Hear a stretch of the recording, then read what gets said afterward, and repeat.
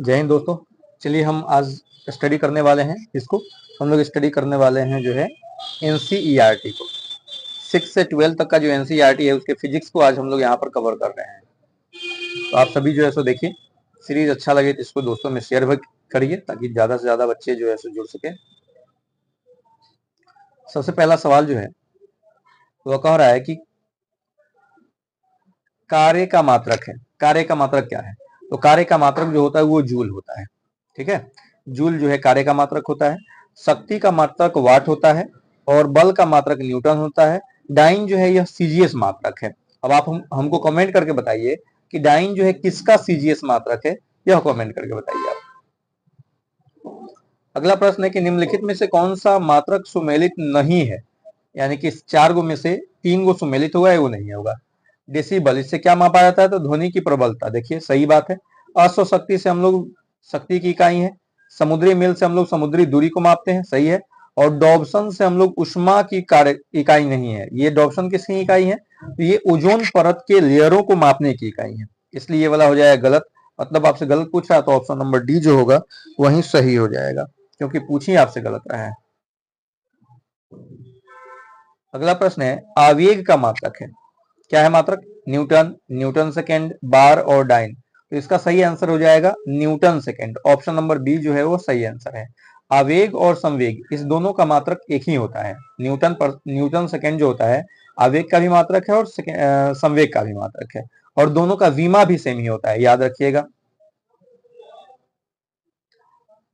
अगला है किरोसिन के सापेक्षिक घनत्व की इकाई कौन सी है? क्या मीटर क्यूब पर किलोग्राम है, किलोग्राम पर मीटर है, किलोग्राम पर मीटर स्क्वायर है, या इनमें से कोई नहीं? तो एक्चुअली इनमें से कोई नहीं है। अब सवाल उठता है कि फिर किरोसिन का सापेक्षिक घनत्व तो होता क्या है? तो ध्यान रखिए किरोसिन क्या है? किरोसिन एक लिक्विड है, और लिक्विड का जो घनत्व होता है वो होता है द्रव्यमान बटा आयतन। क्या होता है? द्रव्यमान बटा आयतन जो होता है वह घनत्व होता है। और द्रव्यमान को हम लोग किस में मापते हैं? किलोग्राम में। आयतन को किस में मापेंगे? मीटर क्यूब में। यानी कि किरोसिन का जो सापेक्षिक घनत्व होगा वो किलोग्राम मीटर क्यूब होगा, जो कि ऑप्शन में कहीं भी नहीं है, इसलिए ऑप्शन नंबर डी जो है वह सही हो जाएगा। अगला प्रश्न कह रहा है कि सूची 1 को सूची 2 से आपको मिलाना है। एक तरफ भौतिक राशि दिया गया है, दूसरी तरफ आपको मात्रक दिया गया है। तो त्वरण जो है इसका मात्रक क्या हो जाता है? तो मीटर पर सेकेंड स्क्वायर, यानी कि पहला का तीसरा। बल जो है इसका मात्रक हो जाता है न्यूटन। कार्य का मात्रक जो होता है जूल होता है, और आवेग का मात्रक अभी आपने देखा था क्या होता है? न्यूटन पर सेकेंड होता है। तो ऑप्शन नंबर ये आपका जो है सो हो गया। अब इस हिसाब से ऑप्शन मिला लीजिएगा, इसमें से कौन सा सही होगा आप जो है सो देख करके कमेंट हमको करेंगे। अगला प्रश्न है कौन सी अदिश राशि है? अदिश राशि का मतलब होता है वैसी राशि जिसमें डायरेक्शन नहीं हो, केवल परिमाण हो।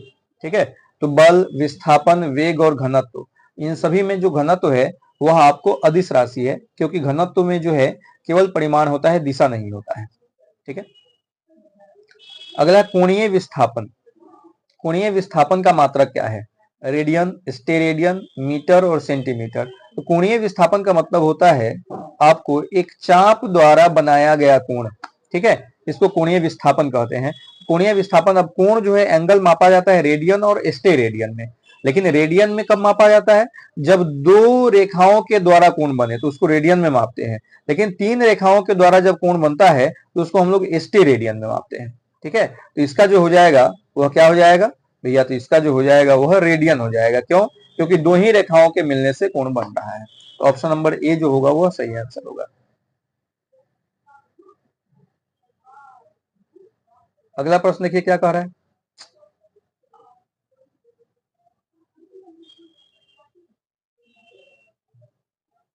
अगला प्रश्न आपका कह रहा है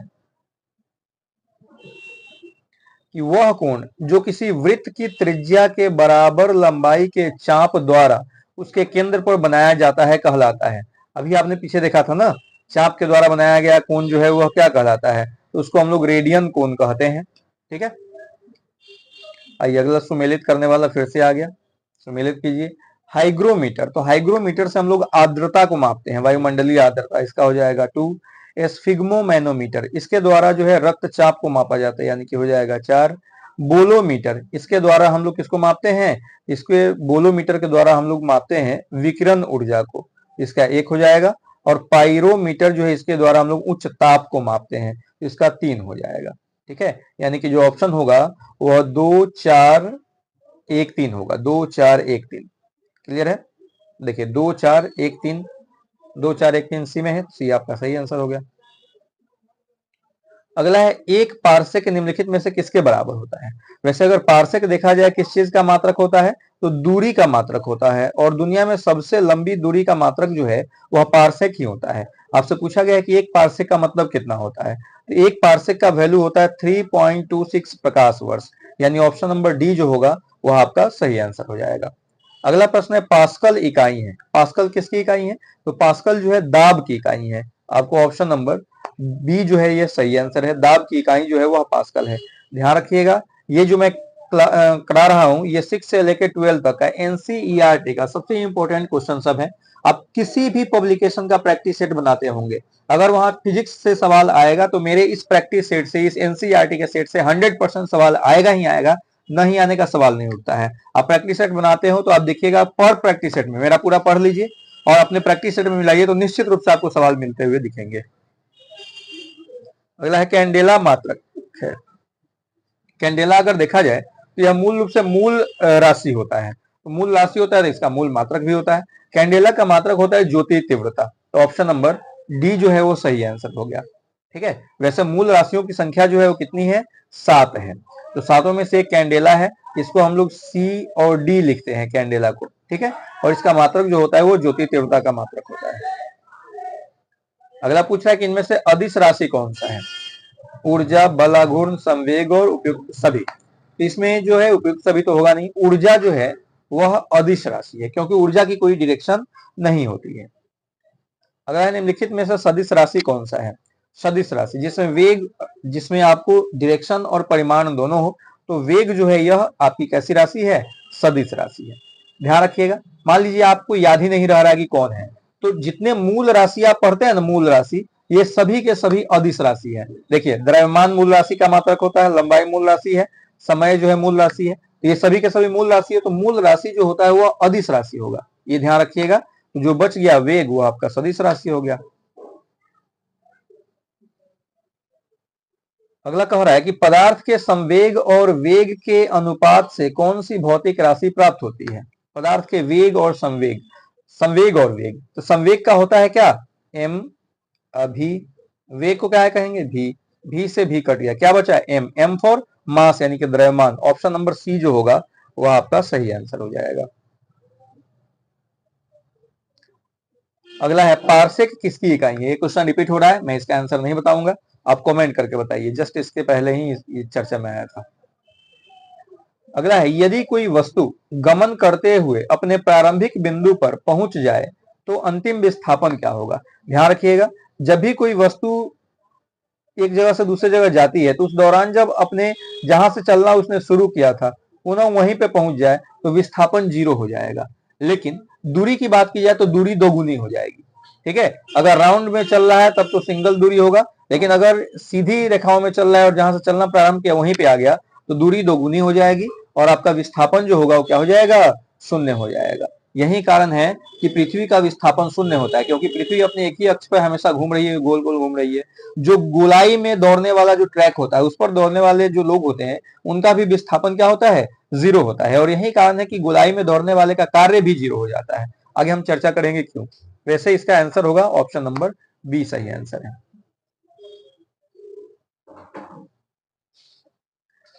अगला प्रश्न देखिए क्या कह रहा है। अगला प्रश्न है गति का द्वितीय समीकरण कौन सा है? इसमें से कौन सा समीकरण जो है गति का दूसरा समीकरण है? ठीक है, तो गति की वजह से 3 समीकरण होते हैं, कौन कौन? तो v बराबर u प्लस ए टी एक होता है, एक होता है v स्क्वायर बराबर u स्क्वायर प्लस 2as, और तीसरा होता है s बराबर ut plus half A T square, half A T square. तो ध्यान रखिएगा, इसको बोलते हैं पहला, इसको बोलते हैं दूसरा, और इसको बोलते हैं तीसरा। तो s बराबर ut plus half A T square जो होगा तीसरा होगा, यानी ऑप्शन नंबर जो डी है वो आपका सही आंसर है। ठीक है, चलिए कमेंट करके बताइएगा क्लास आपको कैसा लगा। अगला है किसी लटके हुए कालीन को जब छड़ी से पीटा जाता है तो धूल के कण उससे बाहर निकल जाते हैं। क्यों निकलते हैं धूल के कण बाहर? तो धूल के कण बाहर जड़त्व के कारण निकलते हैं। लेकिन जड़त्व यानी इनर्शिया। अब सवाल ये उठता है कि जड़त्व दो प्रकार का होता है। एक होता है गति जड़त्व यानी कि मोशन इनर्शिया, और दूसरा होता है विराम जड़त्व यानी कि रेस्ट इनर्शिया। ठीक है, विराम जड़त्व। तो अब सवाल ये उठता है कि जो धूल झड़ा है वह किस जड़त्व के कारण झड़ा है? तो याद रखेंगे, यह धूल विराम जड़त्व के कारण झड़ा है। क्यों? क्योंकि धूल जो है उस कंबल के अंदर था, कालीन के अंदर था, और कालीन को जब पीटा गया तो कालीन तो गति में चला गया, लेकिन उसके अंदर का जो धूल था वह गति में नहीं रहा, विराम अवस्था में ही रहा। नतीजा ये हुआ कि वह नीचे गिर गया। ठीक है, तो यहाँ पे जड़त्व कारण होगा, लेकिन कौन सा जड़त्व? तो विराम जड़त्व। ये ध्यान रखना है आपको।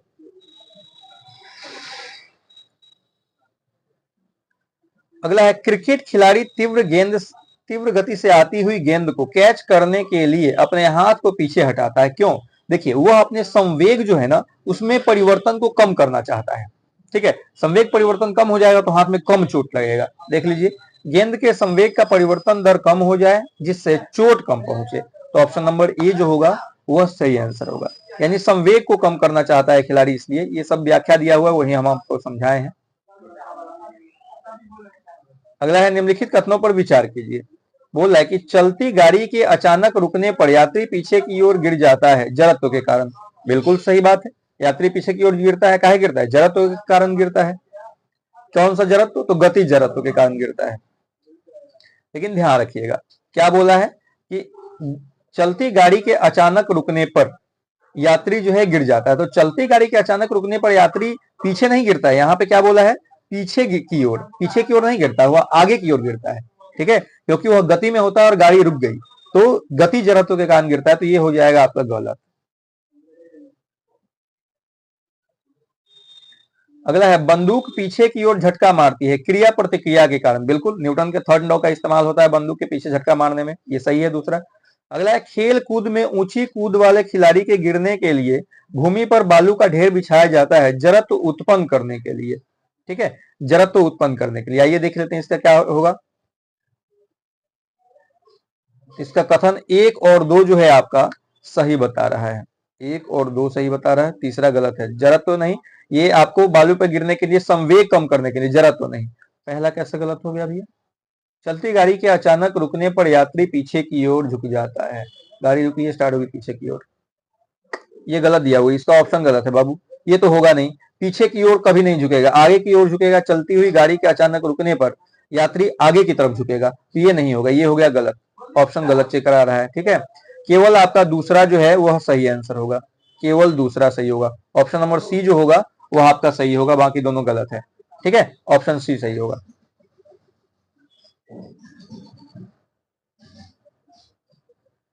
अगला है, मनुष्य जब नदी के किनारे नाव से बाहर कूदता है तो, जब नाव से आप बाहर कूदिएगा तो धक्का लगेगा नाव पे पीछे की तरफ, नाव पीछे हटती है। ऑप्शन नंबर ए बिल्कुल सही आंसर है। अगला है, न्यूटन का प्रथम नियम किस गति को परिभाषित करता है? न्यूटन का प्रथम नियम जो है किस राशि को परिभाषित करता है? तो आप सबको पता है कि न्यूटन का प्रथम नियम क्या कहता है कि कोई वस्तु पर यदि बल लगता है तो वस्तु में क्या होगा? विस्थापन होगा। नहीं तो क्या, किसकी परिभाषा निकल रही है? बल की परिभाषा, यानी कि ऑप्शन नंबर ए जो होगा वो सही हो जाएगा। संवेग जो है न्यूटन के दूसरे गति नियम से पता चलता है, और क्रिया प्रतिक्रिया जो है न्यूटन के थर्ड गति नियम से पता चलता है। ठीक है, और त्वरण न्यूटन के किसी भी गति नियम से त्वरण की जानकारी नहीं होती। क्लियर है, प्रथम गति नियम से ही हमको आपको जड़त्व यानी कि इनर्शिया की भी जानकारी प्राप्त होती है। ठीक है, चलिए अगला है, प्रक्षेप्य गति यानी कि परवलयाकार में दीर्घतम परास प्राप्त करने के लिए लंबी कूद वाले खिलाड़ी को किस कोण पर कूदना चाहिए? देखिए, जब भी परास अगर आपको लंबा प्राप्त करना हो, दूरी ज्यादा तय करना हो, दूरी ज्यादा तय करने के लिए क्या होता है? आपको यहाँ पे जो फॉर्मूला होता है वो हो जाता है sign to theta, sign to theta. ठीक है, तो साइन थीटा का वैल्यू मैक्सिमम कहाँ होता है? तो मैक्सिमम होता है 90 डिग्री पर, यानी कि 90 डिग्री पर फेंकेगा। लेकिन जब 2 से गुना कीजिएगा तो ये हो जाएगा 180, यानी कि आपको 90 पहुंचाने के लिए 2 से किस में गुना करेंगे? 45 में। इसलिए ऑप्शन 45 आपका सही होगा। यानी कि लंबी दूरी प्राप्त करने के लिए हमको 45 डिग्री के कोण पर कूदना चाहिए या फिर किसी भी वस्तु को फेंकना चाहिए। ठीक है, अगला है शून्य से स्वतंत्र रूप से गिरने वाली वस्तु। जो शून्य में स्वतंत्र रूप से वस्तु गिरती है उसमें क्या समान होगा? गति समान होगी? बिल्कुल नहीं। समान बल होगा? बिल्कुल नहीं।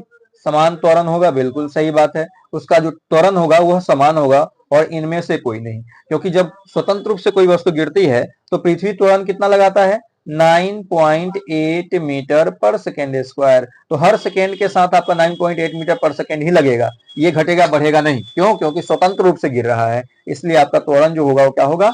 समान होगा। ऑप्शन नंबर सी सही आंसर होगा। अगला कह रहा है कि यदि अश्व यदि एकाएक चलना प्रारंभ कर दे तो अश्वारोही के गिरने की आशंका का कारण क्या है? तो अश्वारोही के गिरने की आशंका का कारण है जड़त्व है। लेकिन कौन सा जड़त्व? तो घोड़ा चल दिया, उस पर बैठा व्यक्ति विराम अवस्था में रह गया, यानी विराम जड़त्व। तो ऑप्शन नंबर सी आपका सही आंसर हो जाएगा। और कहा किधर गिरेगा? तो पीछे गिरेगा, ध्यान रखिएगा। रुकी हुई है चल दी तो पीछे आया गिरेगा, चल रही है रुक जाए तो आगे गिरेगा। ठीक है, ये आपका ऑप्शन नंबर सी सही होगा। अगला है चलती हुई बस जब अचानक ब्रेक लगाती है तो उसमें बैठे हुए यात्री आगे की दिशा में गिरते हैं। इसको किसके द्वारा समझाया जा सकता है? आगे की दिशा में गिरते हैं चलती हुई बस जब अचानक रुकती है, अभी तो पीछे हमने चर्चा किया था जड़त्व के कारण। और जड़त्व की परिभाषा कौन देता है? तो न्यूटन का पहला नियम, यानी कि ऑप्शन नंबर बी जो है वह सही आंसर हो जाएगा। समझ में आ रहा है आप लोग को? अगर समझ में आ रहा है तो शेयर भी दोस्तों में कीजिएगा, यकीन मानिए आपको मजा आ जाएगा। फिजिक्स में कम से कम सवाल तो आपका नहीं अटकेगा, गारंटी है। अगला है किसी निकाय पर बाह्य बल द्वारा किया गया कार्य जिस परिवर्तन के बराबर होता है वह है कुल ऊर्जा के, गतिज ऊर्जा के, स्थितिज ऊर्जा के, या इनमें से कोई नहीं। तो जब भी बाह्य बल द्वारा कोई कार्य किया जाता है तो उसमें परिवर्तन कुल ऊर्जा के कारण आता है, यानी ऑप्शन नंबर ए जो होगा वह सही आंसर हो जाएगा। कार्य का ऐसा ही मात्रक सबसे पहला सवाल ही था, इसलिए इसको हम समझाएंगे नहीं, आप कर चुके हैं। अगला है किसी वस्तु द्वारा किया गया कार्य हो सकता है धनात्मक, ऋणात्मक, शून्य या तीनों। तो ध्यान रखिएगा, किसी वस्तु द्वारा किया गया कार्य जो होता है वह धनात्मक, ऋणात्मक और शून्य तीनों हो सकता है। कैसे? तो समझिए इसको। सामान्य तौर पे कोई वस्तु, कोई अगर कार्य हो रहा है तो कार्य का फॉर्मूला क्या होता है? वर्क इज इक्वल टू होता है एफ एस कॉस थीटा। ठीक है, एफ एस कॉस थीटा, यानी कि फोर्स लगेगा, फोर्स लगेगा तो फोर्स की दिशा में विस्थापन होगा, और फोर्स की दिशा में अगर विस्थापन होगा तो कॉस थीटा का वैल्यू हो गया जीरो, और कॉस थीटा जीरो का मतलब होता है 1, यानी कि कार्य धनात्मक हो गया। लेकिन अगर एंगल बनेगा, यानी कि बल की दिशा में नहीं हुआ, थोड़ा सा कोण बना करके हुआ, तो अगर 90 डिग्री से नीचे का कोण बनेगा तो उस समय कार्य जो होगा वो कैसा होगा? उस समय कार्य जो होगा आपका धनात्मक होगा। अगर आपका 90 डिग्री का कोण बना तो कार्य कैसा होगा? जीरो हो जाएगा, क्योंकि cos 90 is equal to zero. और 90 डिग्री से ऊपर बनेगा, यानी कि चला गया सेकेंड कोऑर्डिनेट, और सेकेंड कोऑर्डिनेट में कॉस जो होता है वह निगेटिव होता है, तो हो जाएगा ऋणात्मक। क्लियर हुआ? समझ में आया? ध्यान रखिएगा, वर्क तीनों चीज पर निर्भर करता है, एंगल पर भी, विस्थापन पर भी और फोर्स पर भी। कभी ऐसा सवाल आपका आ जाए कि किसी वस्तु पर बल लगाया गया और बल का वैल्यू जीरो हो तो कार्य क्या होगा? तो भैया जीरो से जब इस दोनों में गुना करेंगे तो क्या वैल्यू होगा? जीरो होगा। उसी तरह से कहा गया कि बल जो है कुछ दिया है, एंगल भी कुछ दिया है, लेकिन कार्य करने के बाद विस्थापन नहीं हुआ, वस्तु जहां थी वहीं की वहीं रह गई, तब कार्य क्या होगा? तो भैया विस्थापन को जीरो कर दीजिए और जीरो से फिर गुना कीजिएगा तो क्या वैल्यू आएगा? जीरो आएगा। यानी कि अगर फोर्स जीरो हो गया तो भी कार्य जीरो, विस्थापन जीरो हो गया तो भी कार्य जीरो, और आपका cos थीटा 90 हो गया तो भी कार्य जीरो। क्लियर है? चलिए अगला है 1 किलोवाट घंटा किस राशि का मात्रक है? किलोवाट घंटा किसका मात्रक होता है? तो किलोवाट घंटा में हम लोग क्या मापते हैं? ऊर्जा मापते हैं, एनर्जी मापते हैं। तो किलोवाट घंटा जो है वह ऊर्जा का मात्रक होता है। ऑप्शन नंबर बी जो होगा वह सही होगा। अगला है कार्य तथा शक्ति में क्या संबंध है? कार्य और शक्ति में क्या संबंध है आपसे पूछा गया है, तो लिख लीजिए फॉर्मूला। शक्ति बराबर क्या होता है? शक्ति पावर इज इक्वल टू होता है वर्क बाई टाइम। ठीक है, शक्ति बराबर हो गया कार्य बटा समय। तो अब मान लेते हैं कि कार्य बराबर अगर पूछ दे तो शक्ति गुने समय, नहीं दिया है कहीं यहाँ पे कार्य बराबर दिया हुआ है, तो कार्य बराबर शक्ति गुने समय कहाँ है? यहाँ है, यानी ऑप्शन नंबर ए जो होगा वह आपका सही होगा। ठीक है, ध्यान रखिए फिजिक्स में फॉर्मूला वगैरह याद होना काफी जरूरी है, अगर याद रहेगा तो ये सब बहुत आसान होता है। एक अश्वशक्ति बराबर होता है। एक अश्वशक्ति का मतलब समझते हैं? एक्चुअली एक प्रैक्टिकल किया गया, घोड़ा के दोनों पैर को उठवा करके एक साथ पटका गया, तो बार बार जब पटका गया तो उसका एवरेज जो पावर आया वो 746 वाट आया। और यही कारण है कि 746 को हम लोग अश्वशक्ति, हॉर्स पावर कहते हैं। क्यों? क्योंकि हॉर्स के पैर को पटकवा करके हॉर्स का पावर चेक किया गया था, इसीलिए जो है सो 1 हॉर्स पावर का वैल्यू 746 वाट माना जाता है। ठीक है, चलिए अगला है, कार्य के अधिकतम मान के लिए थीटा बल तथा विस्थापन की दिशाओं के मध्य के कोण का मान होगा।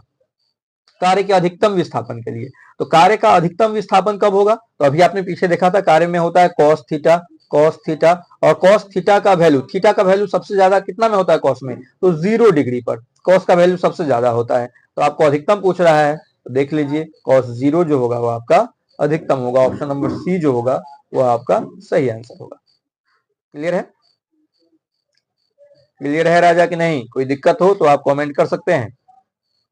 अगला एक तरफ दिया है आपको जो है सो युक्तियां, दूसरी तरफ ऊर्जा का रूपांतरण, यानी कि इसमें कौन किस ऊर्जा को किस में बदलता है। तो यहाँ पे लाउड स्पीकर है। लाउड स्पीकर कब बजता है, कब उसकी ध्वनि सुनाई देगी? जब उसमें इलेक्ट्रिसिटी आप दीजिएगा, यानी कि लाउड स्पीकर विद्युत ऊर्जा को साउंड एनर्जी में कन्वर्ट कर रहा है, ध्वनि ऊर्जा में कन्वर्ट कर रहा है। तो हो जाएगा इसका ऑप्शन नंबर 3। परमाणु बम में क्या होता है? तो परमाणु बम में आप जो है सो रसायन प्रदान करते हैं और आपको नाभिकीय ऊर्जा प्राप्त होता है, ये हो जाएगा 4।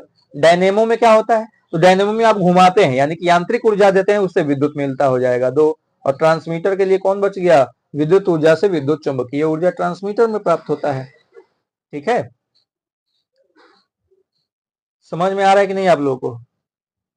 अगला है, ऊर्जा संरक्षण का आशय है कि, ऊर्जा संरक्षण का मतलब क्या है? ऊर्जा can not be created, can not be destroy, यानी कि ऊर्जा का ना तो सृजन किया जा सकता है नहीं तो विनाश किया जा सकता है, यानी ऑप्शन नंबर डी सही है। अगला है कि चाबी भरी हुई घड़ी में कौन सी ऊर्जा होती है?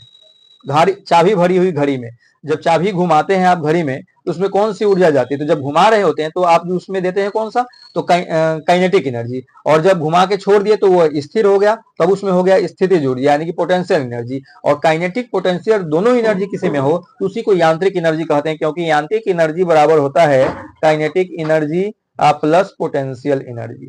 ठीक है, काइनेटिक एनर्जी बराबर, यानी कि हो जाएगा, चूंकि घड़ी में दोनों आ गया तो यहाँ पे हो जाएगा आपका कौन सा? यांत्रिक ऊर्जा हो जाएगा। ऑप्शन नंबर सी सही आंसर हो जाएगा। अगला है, पवन ऊर्जा में ऊर्जा का कौन सा रूप विद्युत ऊर्जा में परिवर्तित होता है? तो पवन ऊर्जा में क्या होता है? पवन ऊर्जा में पवन चल रहा है, जब पवन चलता है तभी उससे विद्युत प्राप्त होता है। तो चलती हुई चीजों में जो ऊर्जा होती है वो गतिज ऊर्जा होती है। तो ऑप्शन नंबर गति के कारण प्राप्त होता है ना, तो गतिज ऊर्जा, यानी कि ऑप्शन नंबर ए जो होगा वह सही आंसर होगा।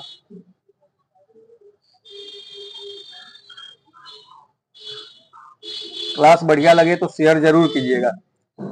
अगला है, निर्वात में अंतरिक्ष यात्री सीधे खड़े नहीं हो पाते हैं, क्यों? क्योंकि गुरुत्वाकर्षण नहीं होता। ऑप्शन नंबर ए सही, गुरुत्वाकर्षण नहीं होता इसलिए वो सीधे खड़े नहीं हो पाते। और जब सीधे खड़े नहीं हो पाएंगे तो चल भी नहीं पाएंगे, तो चल भी नहीं पाएंगे तो क्या होगा? वो तैरेंगे। ठीक है, अभी हाल फिलहाल में एक न्यूज आपने देखा होगा, सुनीता विलियम ने कहा था कि हमको चलने फिरने में भी अब दिक्कत हो रहा है। क्यों? क्योंकि पिछले 8 महीने से वो जो है स्पेस क्राफ्ट में फंसी हुई हैं, और स्पेस क्राफ्ट में चूंकि निर्वात है तो वहां पे चल ही नहीं सकते हैं, आप नहीं चल सकते हैं, तो आपको लगातार जो है उछल के मतलब तैरना होता है, और तैरिएगा तो आपके पैर कहां से काम करेंगे? सब जंग जो लग गया है, जंग लग गया है ना।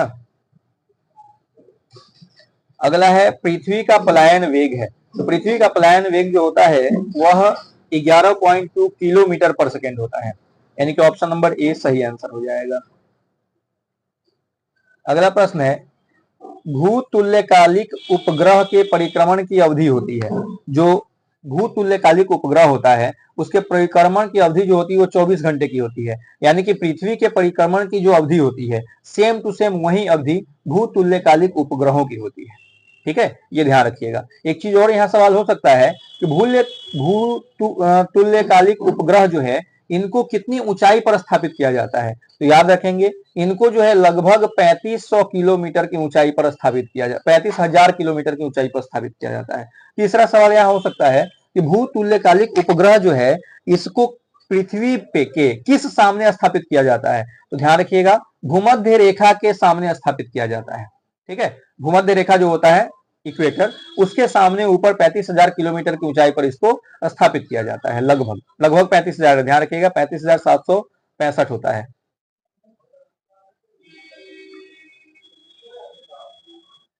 अगला है गुरुत्वाकर्षण नियम के प्रतिपादक थे।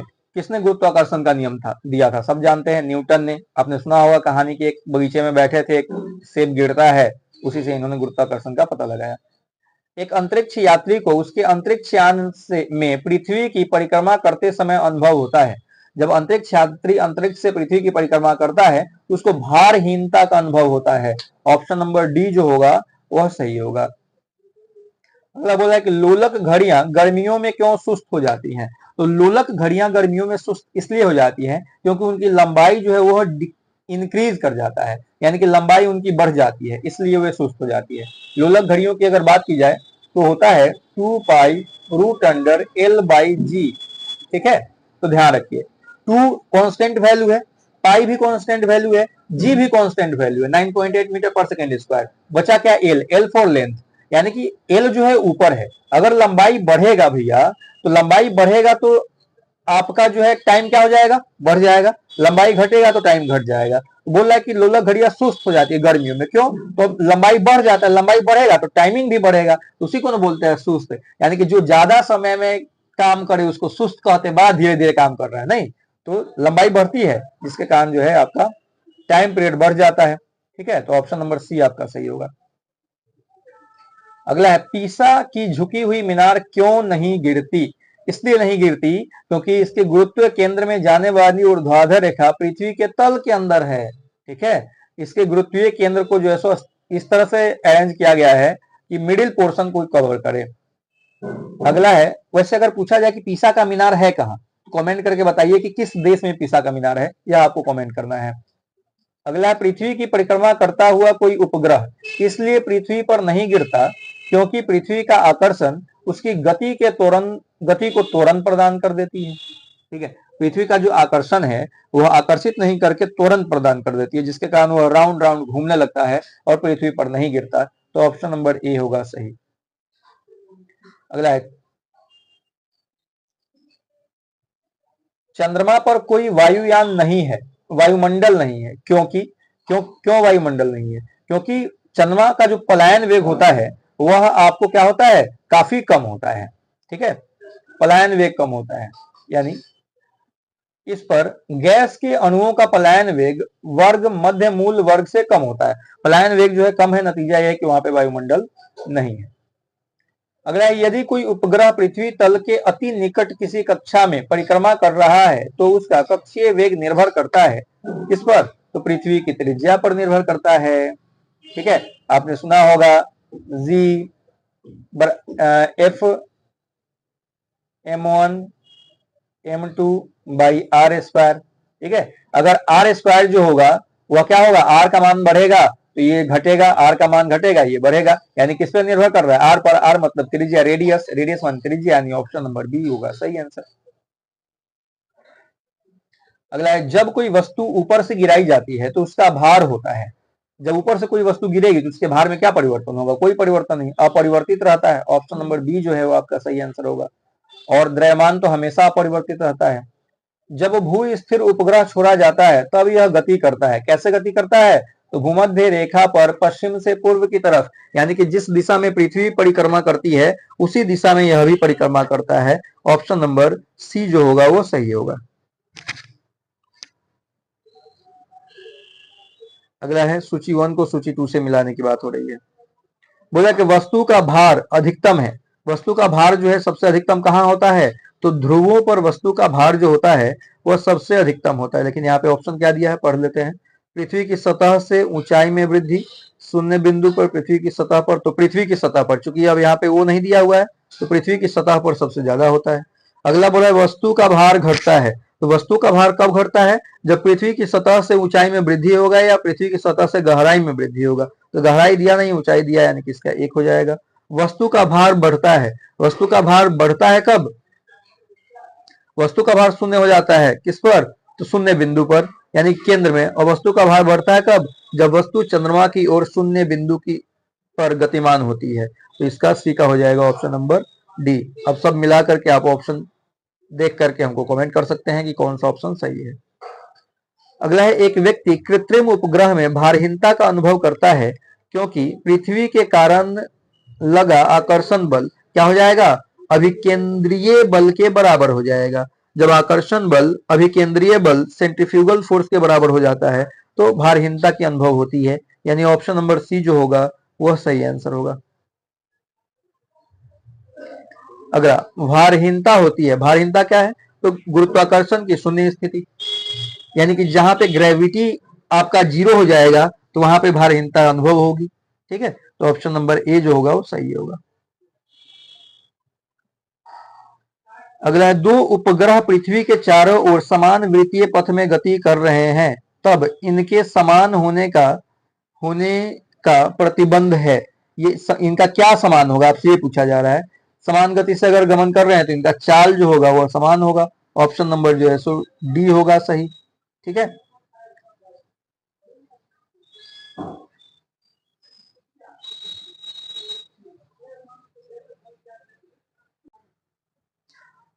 वर्षा की बूंद गोलाकार होता है, क्यों? बारिश का जो बूंद होता है वो गोल होता है, क्यों होता है? पृष्ठीय तनाव के कारण, सरफेस टेंशन जो है इसके कारण आपका वर्षा का पानी जो होता है वो गोलाकार होता है। तो ऑप्शन नंबर बी जो होगा वह सही आंसर हो जाएगा।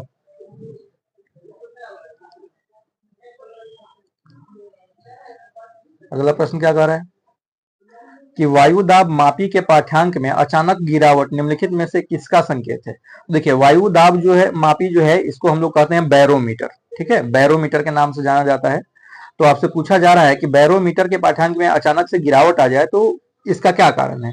तो अचानक गिरावट जो है वह मौसम के तूफानी होने का संकेत देता है, यानी कि आंधी पानी आ सकता है, तेज आंधी आ सकती है। ठीक है, इसका संकेत देता है। अगर वही बैरोमीटर जो है उसमें जो पारा है वो धीरे धीरे नीचे गिरेगा तो इसका मतलब है कि वर्षा होगी, और अगर पारा धीरे धीरे ऊपर चढ़ेगा तो इसका मतलब होता है मौसम शांत रहने वाला है, माने मौसम बढ़िया रहेगा, सुहावना रहेगा, धूप वगैरह निकलेगी, बारिश आंधी नहीं होगा। अगला प्रश्न क्या कह रहा है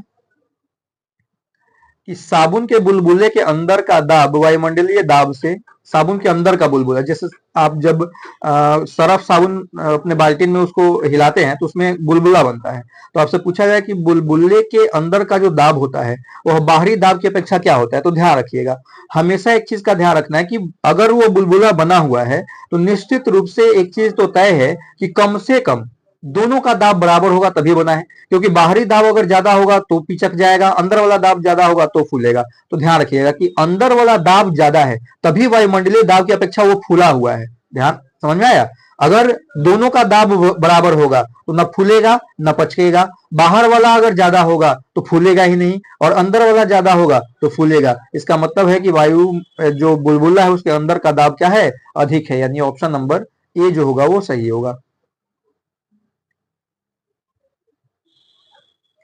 अगला है कि जब कोई जहाज नदी से समुद्र में उतरता है तो उसका जल स्तर, अब देखिए नदी से उतर रहा है कहां पे, समुद्र में, तो नदी जो होता है उसका पानी समुद्र की अपेक्षा कम घनत्व वाला होता है। तो घनत्व कम है, इसका मतलब है कि नाव जो होगा वो अपेक्षाकृत ऊंचाई पर होगा, लेकिन समुद्र अपेक्षाकृत गहराई में होगा, लेकिन समुद्र का पानी का घनत्व नदी के पानी से अधिक होता है, तो इसमें नाव का कम भाग डूबेगा, यानी कि नाव जो है ऊंचाई पर हो जाएगा। ठीक है, यानी कि नदी से जब समुद्र में जाएगा तो अपनी जो जल स्तर है उससे ऊंचा उठ जाएगा, ऊपर उठ जाएगा। ऑप्शन नंबर ए सही होगा। अगला है, लैंप की बत्ती में तेल ऊपर चढ़ने का कारण क्या है। लैंप की बत्ती में तेल ऊपर चढ़ने का क्या कारण है, तो ऊपर जो है केशिकत्व के कारण चढ़ता है। ठीक है, केशिकत्व कैपिलरिटी इसको कहते हैं। सामान्य तौर पे जब लैंप के अंदर जब बत्ती डालते हैं तो बत्ती जो होता है पतले पतले महीन बहुत सारे धागों से मिलकर बना होता है, तो इन धागों के द्वारा तेल सोखा जाता है, और इन्हीं धागों के महीन जो कण होते हैं उसमें छिद्र होता है, उस छिद्र के द्वारा यह क्या होता है, ऊपर की तरफ जाता है। यही प्रक्रिया पेड़ पौधों में भी अपनाई जाती है। जो जाइलम होता है वो महीन छिद्र ही होता है जिसके द्वारा जल जो है पत्तियों तक पहुंचता है। ठीक है, हमारे शरीर में आप देखिएगा कि जब आप नहा लेते हैं गर्मी के टाइम में तो नहाने के बाद पसीना ज्यादा आता है, क्यों? क्योंकि हमारे शरीर के जो रोम है, रुआ है, वहां पे छिद्र है, और वो सारे दिन भर के धूल वगैरह से बंद हो गए थे। नहाए आप तो वह साफ हो गया, नतीजा यह हुआ कि अंदर से पसीना बाहर आना शुरू हुआ, तो लगता है कि नहाना बेकार हो गया। ठीक है, लेकिन बेकार नहीं हुआ है, वह पसीना बाहर निकल रहा है, किसके कारण? तो पतले छिद्र के कारण, और उसी पतले छिद्र को हम लोग कैपिलरिटी कहते हैं, कैपिलर कहते हैं, और इस प्रक्रिया को कैपिलरिटी कहा जाता है, यानी कि केशिकत्व के कारण लैंप में तेल ऊपर चढ़ता है। अगला है, बर्फ के पिघलने से इस पर क्या प्रभाव पड़ेगा। तो देखिए, बर्फ अगर है और वह पिघल जाएगा, जैसे एक गिलास है, उस गिलास में आप भर के बर्फ डाल दीजिए, और जब बर्फ पिघलेगा तो आप देखिएगा कि पानी का स्तर बर्फ की अपेक्षा कम हो गया, यानी कि आयतन क्या हो जाता है, घट जाता है। ठीक है, बर्फ का आयतन ज्यादा होता है। यही कारण है कि आपने एक सवाल पढ़ा होगा कि ठंडी के दिनों में जो बर्फीले क्षेत्र होते हैं वहां पर जो पाइप होता है, पानी का पाइप, वह फट क्यों जाता है। वह इसलिए क्योंकि पानी के पाइप के अंदर तो पानी हमेशा रहेगा, मोटर चलने के बाद पानी रुक जाता है, तो पानी रहेगा, और जब वो जमता है तो उसका आयतन बढ़ जाता है। आयतन बढ़ेगा तो क्या होगा, पाइप फटेगा ही फटेगा। यानी कि जब बर्फ बना तो आयतन बढ़ा, तो सिंपल सी बात है कि बर्फ जब पिघलेगा तो फिर आयतन क्या हो जाएगा, घट जाएगा। तो ऑप्शन नंबर बी आपका सही आंसर होगा। ठीक है या नहीं ठीक है, बताइए। अगला है, जब किसी झील की तल्ली से ऊपर वायु का बुलबुला ऊपरी सतह पर आता है तो उसका आकार बढ़ेगा भैया, क्योंकि पानी की गहराई में जैसे जैसे जाएंगे आप, दाब बढ़ता जाएगा, और पानी के ऊपर जैसे जैसे आइएगा दाब कम होता जाएगा। तो बुलबुला पानी के अंदर गहराई में दाब ज्यादा है तो पिचका हुआ है, जैसे जैसे ऊपर आ रहा है दाब कम होता जा रहा है तो क्या होता जाएगा, फूलता जाएगा, यानी कि जो बुलबुला का आकार होगा वो क्या हो जाएगा, बढ़ जाएगा। अगला है, कोई नाव जल में नहीं डूबेगी यदि वह पानी हटाती है अपने भार के बराबर। अगर कोई नाव अपने भार के, या कोई भी वस्तु अपने भार के बराबर पानी को हटाती है तो वह जो है नहीं डूबेगी। ठीक है। अगला है, बादलों के वायुमंडल में तैरने का कारण उसका कम घनत्व है। देखिए, कोई भी चीज तैरेगा कब, जब उसका घनत्व डेंसिटी कम होगा। ठीक है, पानी में तैर रहा है कोई वस्तु, इसका मतलब है कि उस वस्तु का घनत्व जो है पानी के घनत्व से कम है। हवा में कोई तैर रहा है तो हवा का घनत्व उस वस्तु के घनत्व से क्या है, ज्यादा है, यानी कि उस वस्तु का घनत्व कम है। तो किसी भी वस्तु का घनत्व जब वह कम होगा तो वह ज्यादा वाले वस्तु में क्या होगी, तैरेगी। और बादल अगर तैर रहा है तो इसका मतलब है कि वायुमंडल के घनत्व से बादल का घनत्व क्या है, कम है। ठीक है, ऑप्शन नंबर डी सही होगा। अगला, पूर्ण प्रत्यास्थ वस्तु है। देखिए, इस दुनिया में कोई भी पूर्ण प्रत्यास्थ वस्तु नहीं होता। प्रत्यास्थ मतलब होता है इलास्टिसिटी। इलास्टिसिटी एक ऐसी प्रक्रिया है जिसमें किसी वस्तु को जब आप मोड़ देते हैं तो वह पुनः अपनी उसी अवस्था में चला जाता है। जैसे रबर है, उसको खींचिएगा, लंबा कीजिएगा, छोड़िएगा, फिर अपनी पुनः अवस्था में चला गया। इसी को इलास्टिसिटी यानी प्रत्यास्थता कहते हैं। और बोल रहा है पूर्ण प्रत्यास्थ वस्तु, तो इस दुनिया में कोई भी वस्तु नहीं है जो पूर्ण प्रत्यास्थ है। लेकिन जितने भी वस्तु अब तक ज्ञात हुए हैं उन सभी में सबसे ज्यादा प्रत्यास्थता जो है वह स्टील का माना जाता है। ठीक है, लेकिन स्टील भी पूर्ण प्रत्यास्थ नहीं है, इसलिए ऑप्शन नंबर डी इनमें से कोई नहीं सही आंसर होगा। अगला, यदि किसी तौलिए के एक सिरे को पानी में डुबोया जाए तो दूसरे सिरे तक पानी अपने आप पहुंच जाता है, ऐसा किस कारण संभव है। अभी पीछे आपने देखा था, कैपिलरिटी के कारण, केशिकत्व के कारण, यानी ऑप्शन नंबर ए जो होगा वह आपका क्या हो जाएगा, सही हो जाएगा, केशिकत्व, कैपिलरिटी। अगला, गर्म सूप पीने पर ठंडे सूप की तुलना में अधिक स्वादिष्ट लगता है क्योंकि गर्म सूप का पृष्ठीय तनाव क्या होता है, कम होता है। गर्म सूप का पृष्ठीय तनाव कम होता है, नतीजा ये होता है कि जो सूप है वह जीभ पर खूब अच्छे से फैलता है, और जब खूब अच्छे से फैलेगा तो हमारे जीभ पर 4 अलग अलग टेस्ट बड होते हैं, तो एक्चुअल टेस्ट हमको सूप का पता चलता है। लेकिन ठंडा सूप जब होगा तो फैलेगा ही नहीं, फैलेगा नहीं तो हमको ठीक से उसका स्वाद जो है अनुभव नहीं होगा। ठीक है, तो आपका क्या हो जाएगा, ठंडे सूप से कम होता है। पृष्ठीय तनाव जो होगा गर्म सूप का वो ठंडे सूप से कम होगा, और यही कारण है कि गर्म सूप हमको ज्यादा स्वादिष्ट लगता है।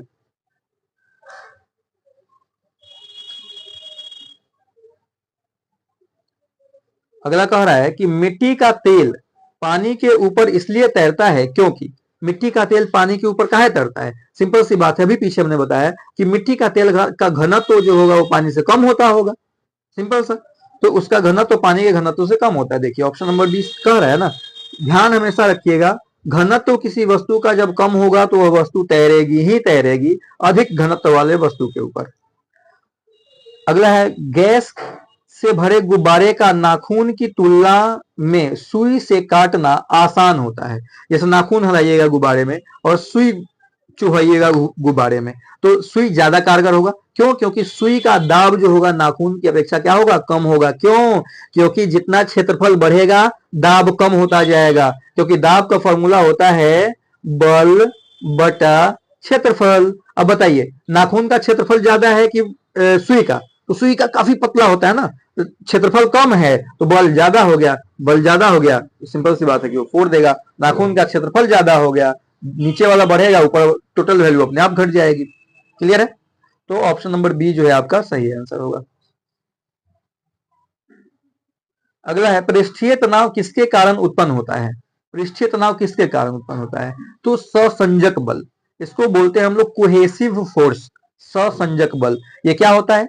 तो एक ही पदार्थ के अणुओं के मध्य लगने वाला जो बल होता है उसको ससंजक बल कहते हैं। जो ठोस होते हैं उसमें ससंजक बल काफी अधिक होता है। यही कारण है कि ठोस के अणु सभी एक दूसरे को खूब अच्छे से पकड़े हुए रहते हैं, खूब अच्छे से बॉन्ड बनाए हुए रहते हैं। क्यों? क्योंकि ससंजक बल उनमें सबसे ज्यादा होता है। तो ध्यान रखिएगा, पृष्ठीय तनाव के उत्पन्न होने का कारण जो है अणुओं के मध्य का ससंजक बल भी है।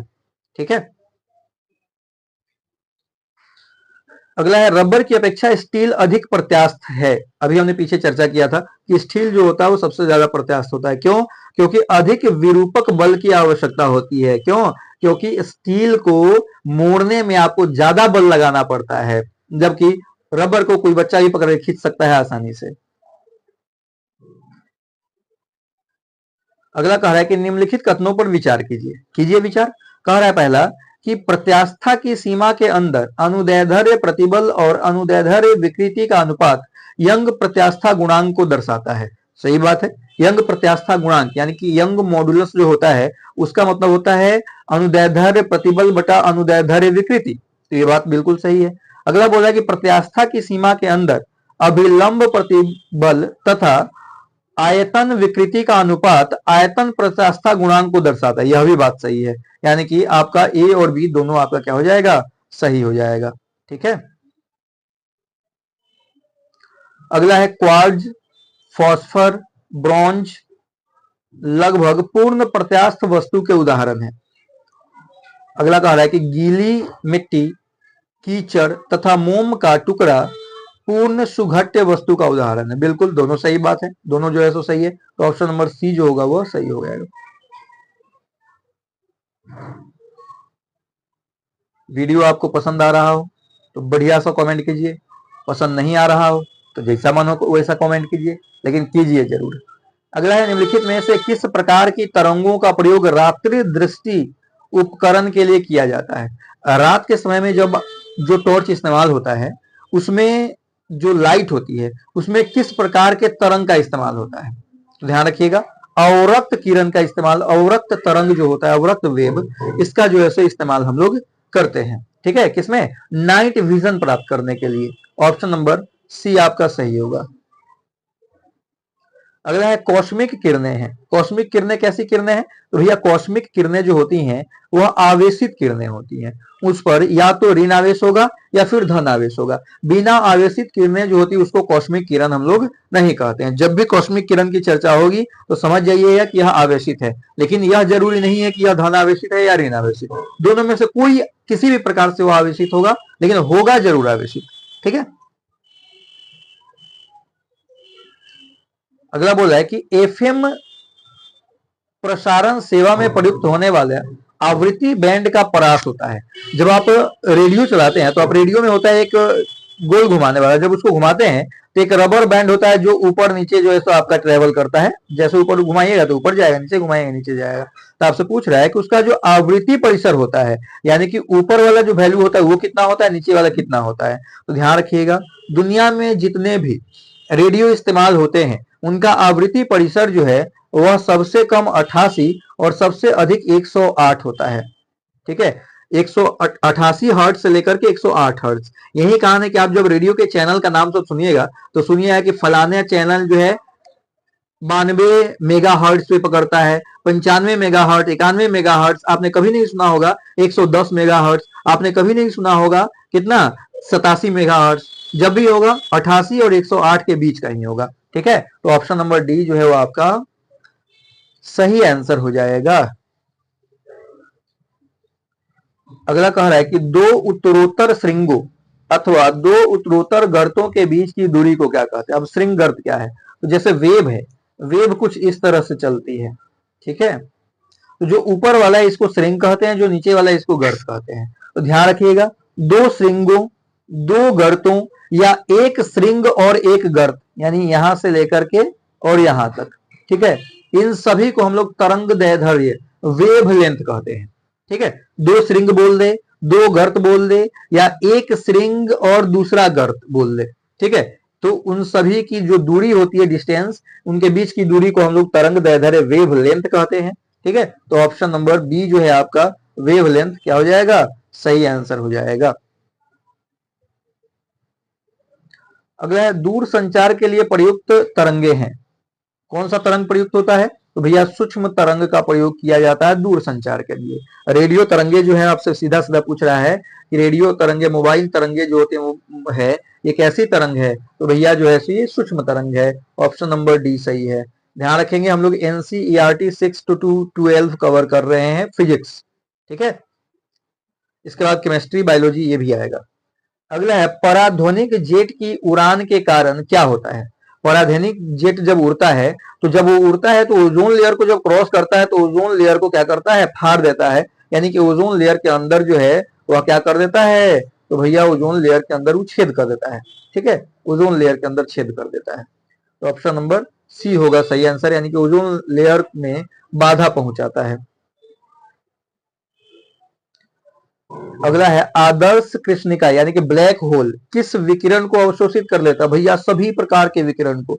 ब्लैक होल ब्लैक इसलिए दिखाई देता है क्योंकि वह अपने अंदर से प्रकाश को निकलने ही नहीं देता, और जितनी भी तरंगे होती हो, चाहे अवरक्त हो, एक्सरे हो, सभी प्रकाश के अंदर होती है, सूर्य प्रकाश के अंदर, तो सभी को रोक लेता है। यानी कि ऑप्शन नंबर डी जो होगा वो सही आंसर होगा।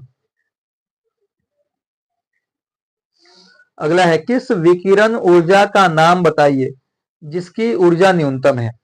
सबसे न्यूनतम विकिरण ऊर्जा किसकी होती है, मान किस विकिरण की ऊर्जा सबसे न्यूनतम होती है, तो सूक्ष्म तरंग जो होता है उसकी विकिरण की ऊर्जा जो होती है वो सबसे कम होती है।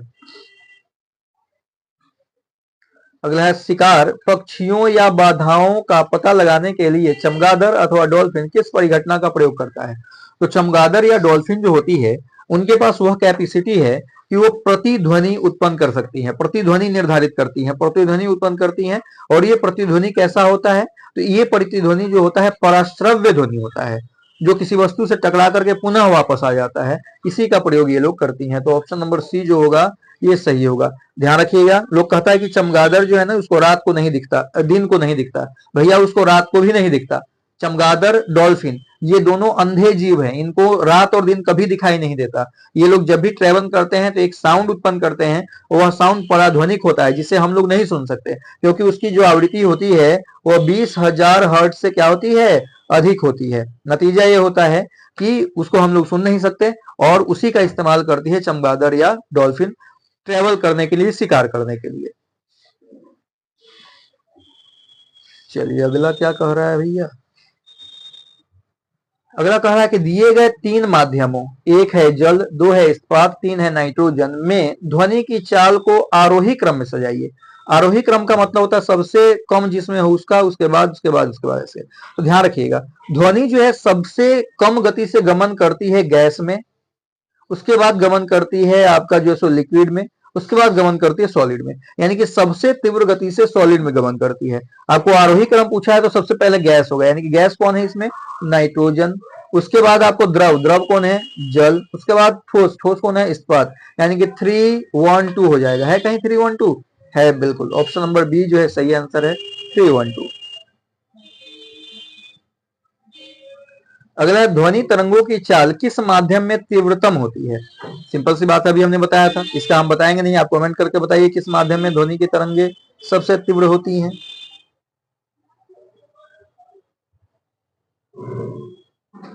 अगला है लगभग 20 डिग्री सी के तापक्रम पर किस माध्यम में ध्वनि की चाल अधिकतम होगी। 20 डिग्री सी के तापक्रम में सबसे ज्यादा जो ध्वनि की चाल होगी, तो ध्वनि की चाल सबसे अधिक होती है किसमें? तो भैया ठोस में। ठीक है, तो वायु ऐसे ही गलत हो गया, पानी ऐसे ही गलत होगा। अब अच्छा ग्रेनाइट और लोहा, तो इन दोनों में सबसे ज्यादा सॉलिड कौन है? तो भैया लोहा सबसे ज्यादा सॉलिड होता है, तो लोहा सही आंसर हो जाएगा, ऑप्शन नंबर डी सही होगा। अगला है ध्वनि तरंगे नहीं चल सकती हैं, किसमें नहीं चल सकती? ठोस, द्रव, गैस। तो भैया ध्वनि तरंग ठोस, द्रव, गैस तीनों में चलती है, भले ही किसी में ज्यादा तेज किसी में कम तेज, लेकिन चलती तीनों में। तो ये तीनों होगा नहीं, बचा कौन? वैक्यूम, निर्वात। क्योंकि ध्वनि तरंग जो है वह कैसी तरंगे हैं?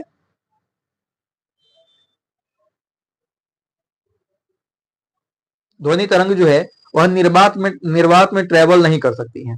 ठीक है, उनको चलने के लिए माध्यम चाहिए, और जब निर्वात में माध्यम तो होगा नहीं, नतीजा ये होगा कि ये ट्रेवल नहीं कर सकती हैं। ऑप्शन नंबर डी जो होगा वो सही होगा। ध्वनि तरंग जो होती है वो अनुदैर्ध्य तरंग होती है, ये भी ध्यान रखिएगा।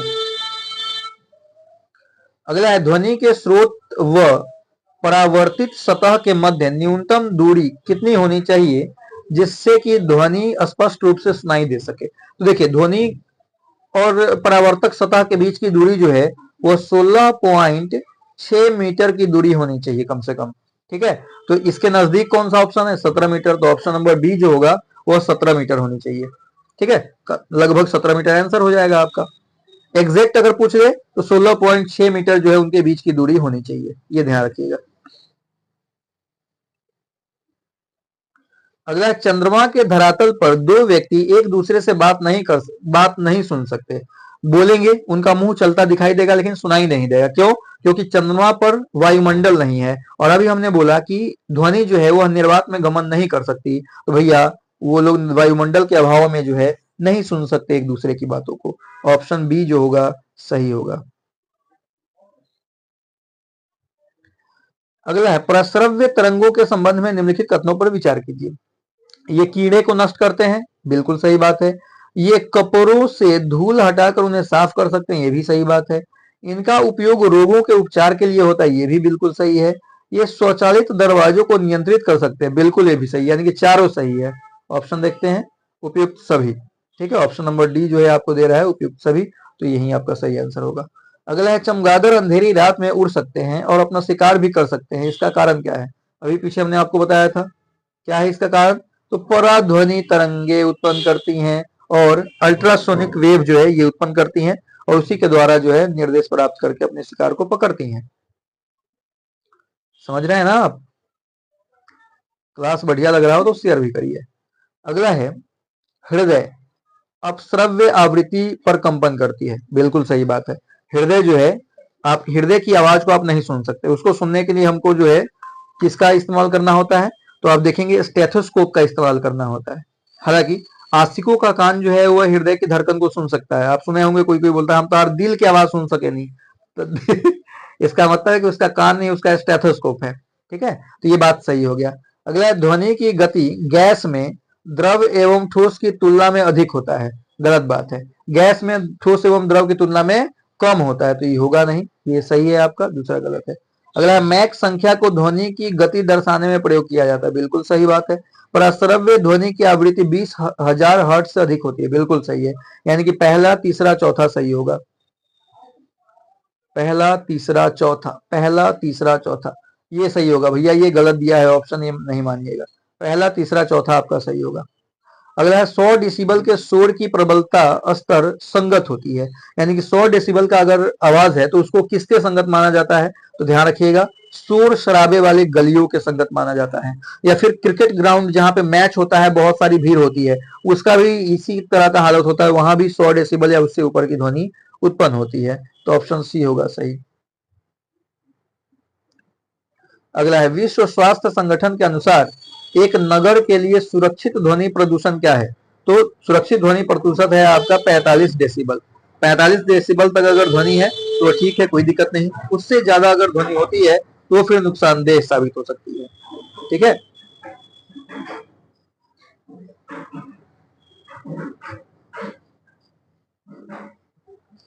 क्लियर है? चलिए,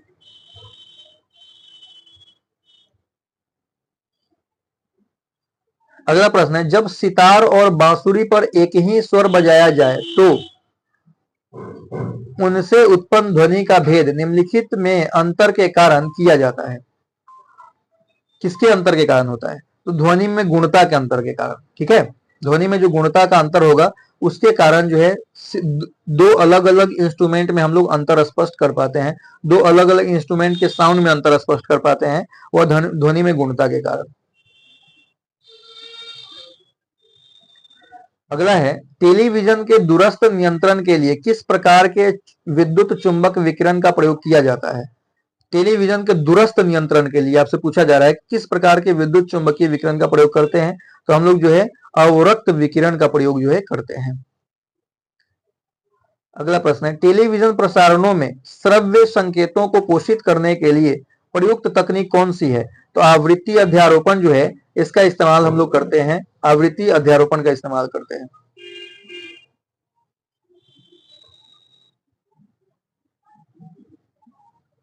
ठीक है, एक्स किरणें किस प्रकार की तरंगे हैं? अनुदैर्ध्य, अनुप्रस्थ, विद्युत चुंबकीय या प्रत्यास्थ?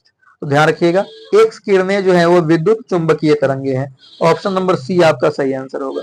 अगला, निम्न में से कौन ध्वनि के वेग पर प्रभाव नहीं डालता है?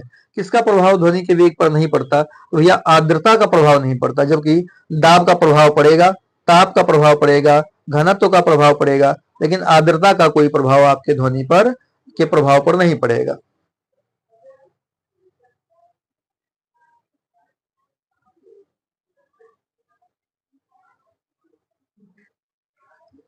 बोला अगला, निम्नलिखित पर विचार कीजिए। चलिए करते हैं विचार।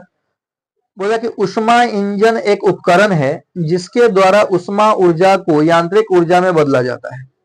उष्मा इंजन एक उपकरण है जिसके द्वारा उष्मा ऊर्जा को यांत्रिक ऊर्जा में बदला जाता है। अगला बोल रहा है कि उच्च तापमान पर उष्मा का स्रोत उष्मा इंजन में अनिवार्य रूप से होता है तथा इसके पिस्टल तथा सिंक निम्न ताप पर रहते हैं। अगला क्या बोल रहा है कि डीजल इंजन में ध्वनि की वाष्प तथा वायु का मिश्रण कार्य करने में प्रयुक्त होता है। ईंधन का वाष्प और वायु, बिल्कुल सही है। पेट्रोल इंजन की क्षमता डीजल इंजन से अधिक होती है, गलत बात है। जितने ज्यादा क्षमता वाले जो वाहन होते हैं उसमें डीजल प्रयोग किया जाता है, ना कि पेट्रोल। ठीक है, तो आइए देखते हैं इसका ऑप्शन क्या हो जाएगा। 1 2 3, ठीक है, सही आंसर हो जाएगा आपका। सूची 1 को सूची 2 से मिलाना, चलिए मिलाते हैं। समतापी प्रक्रम, समतापी प्रक्रम क्या है? तो ताप सदैव नियत रहता है, ध्यान रखिएगा। समतापी प्रक्रम के में क्या होगा? ताप सदैव नियत रहेगा। रुद्धोष्म प्रक्रम क्या है? तो रुद्धोष्म माने होता है, रुद्धोष्म माने उष्मा, उष्मा से रिलेटेड कोई ऑप्शन है? उष्मा सदैव नियत रहता है। ठीक है, तो बी का हो जाएगा आपका 3, ए का हो जाएगा 1। अगला समदाबीय प्रक्रम, दाब सम, तो यानी कि इसका 4, और सम आयतनिक, आयतन सम, यानी कि 3। ठीक है, इसका सही आंसर हो जाएगा 1 3 4 2। ऑप्शन नंबर डी आपका सही आंसर है।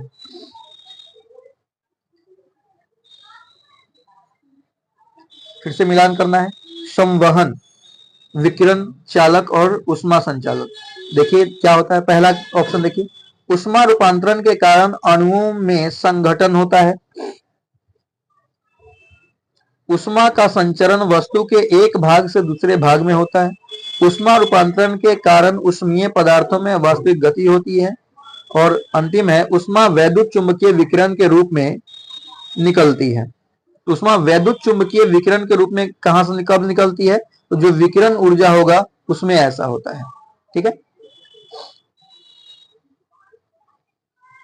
उष्मा रूपांतरण के कारण अणुओं में संघटन, उष्मा का संचरण वस्तु के एक भाग से दूसरे भाग में, चालक के कारण एक भाग से दूसरे भाग में होता है। संवहन का ये हो जाएगा और इसका 3 हो जाएगा। ठीक है, फिर से सूची 1 सूची 2।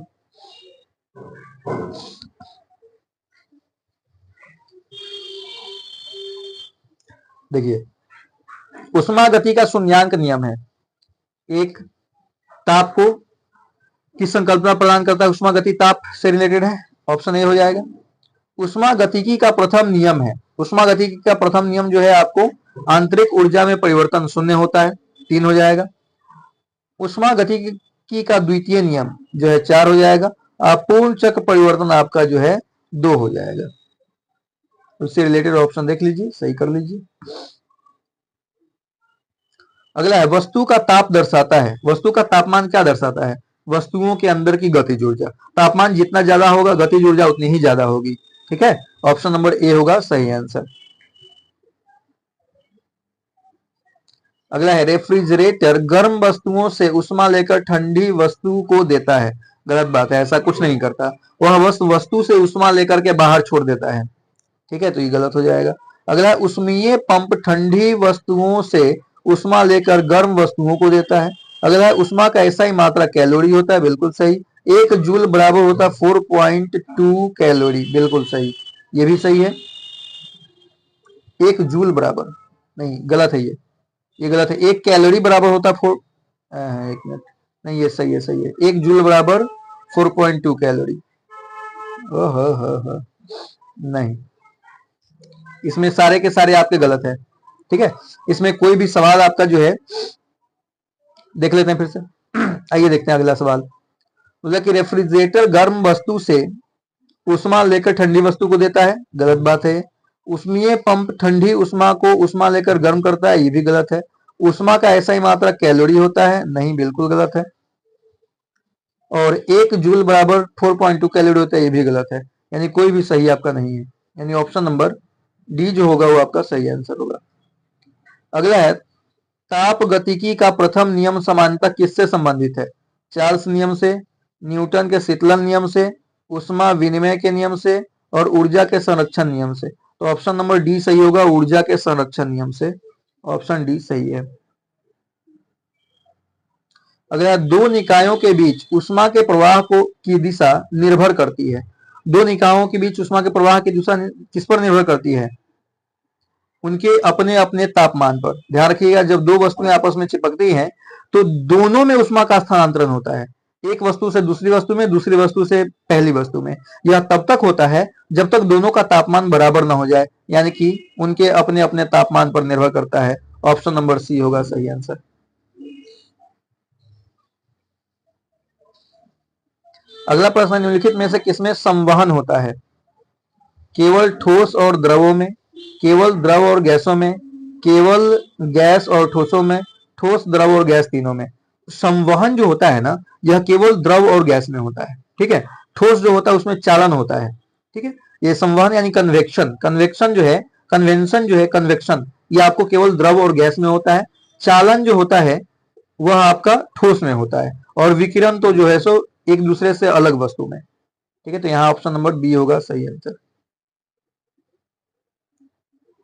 एक सफेद तथा चिकनी वस्तु का क्या खास बात होता है? एक सफेद तथा चिकनी सतह में क्या खास बात होता है?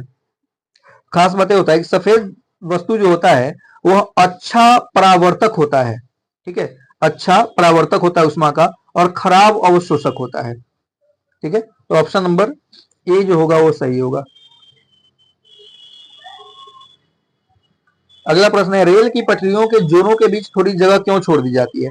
एक्चुअली रेल की पटरियां जब एक खत्म होता है दूसरा आता है तो उसके बीच गैप छोड़ा जाता है। ऐसा इसलिए कि जब गर्मी के टाइम में ट्रेन इसके ऊपर चलेगा तो ये उष्मा के कारण क्या होगा, फैलेगा। तो फैलेगा, जगह रहेगा तो फैल के एक दूसरे में जगह रहेगा, सट के रह जाएगा। लेकिन जगह नहीं रहेगा तो क्या हो जाएगा, ये टेढ़ा हो जाएगा, जिसके कारण एक्सीडेंट होने की संभावना क्या हो जाएगी, बढ़ जाएगी। यही कारण है कि दो रेल की पटरियों के बीच जो है गैप छोड़ा जाता है। यानी ऑप्शन नंबर ए जो है वो आपका सही आंसर है। अगला क्या है, किसी निकाय का विशिष्ट उष्मा क्षमता निर्भर करती है। किस पर निर्भर करती है? तो निकाय के पदार्थ पर। किसी निकाय का विशिष्ट उष्मा क्षमता जो है वह निकाय के पदार्थ पर निर्भर करती है। ऑप्शन नंबर बी जो होगा वो सही आंसर हो जाएगा। अगला है एल्युमिनियम, तांबा, चमकदार स्टील की उष्मा चालकता का बढ़ता हुआ क्रम कौन सा है? यानी कि किसमें उष्मा चालकता सबसे ज्यादा होती है, आपसे यह पूछा जा रहा है। लेकिन बढ़ता हुआ क्रम इसका मतलब है सबसे कम, उससे ज्यादा, उससे ज्यादा, उससे ज्यादा। ठीक है, तो सामान्य तौर पर जो उष्मा चालकता होती है वो सबसे ज्यादा होती है किसमें? तांबे में।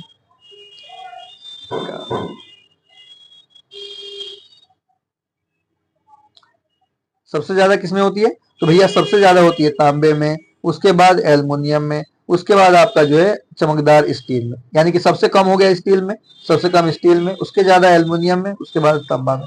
तो ऑप्शन नंबर बी जो होगा सही होगा।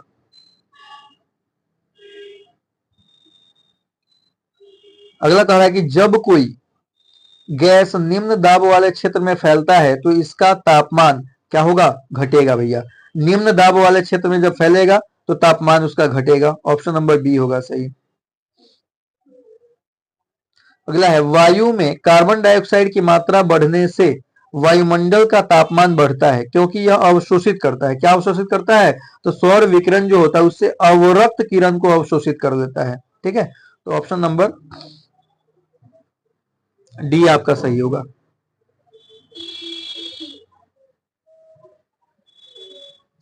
अगला कह रहा है कि गैस तापमापी द्रव तापमापी से अधिक संवेदनशील होता है क्योंकि क्योंकि द्रव से अधिक फैलता है। गैस जो होता है द्रव से अधिक फैलता है, इसलिए गैस तापमापी अधिक संवेदनशील होता है। ऑप्शन नंबर बी सही होगा।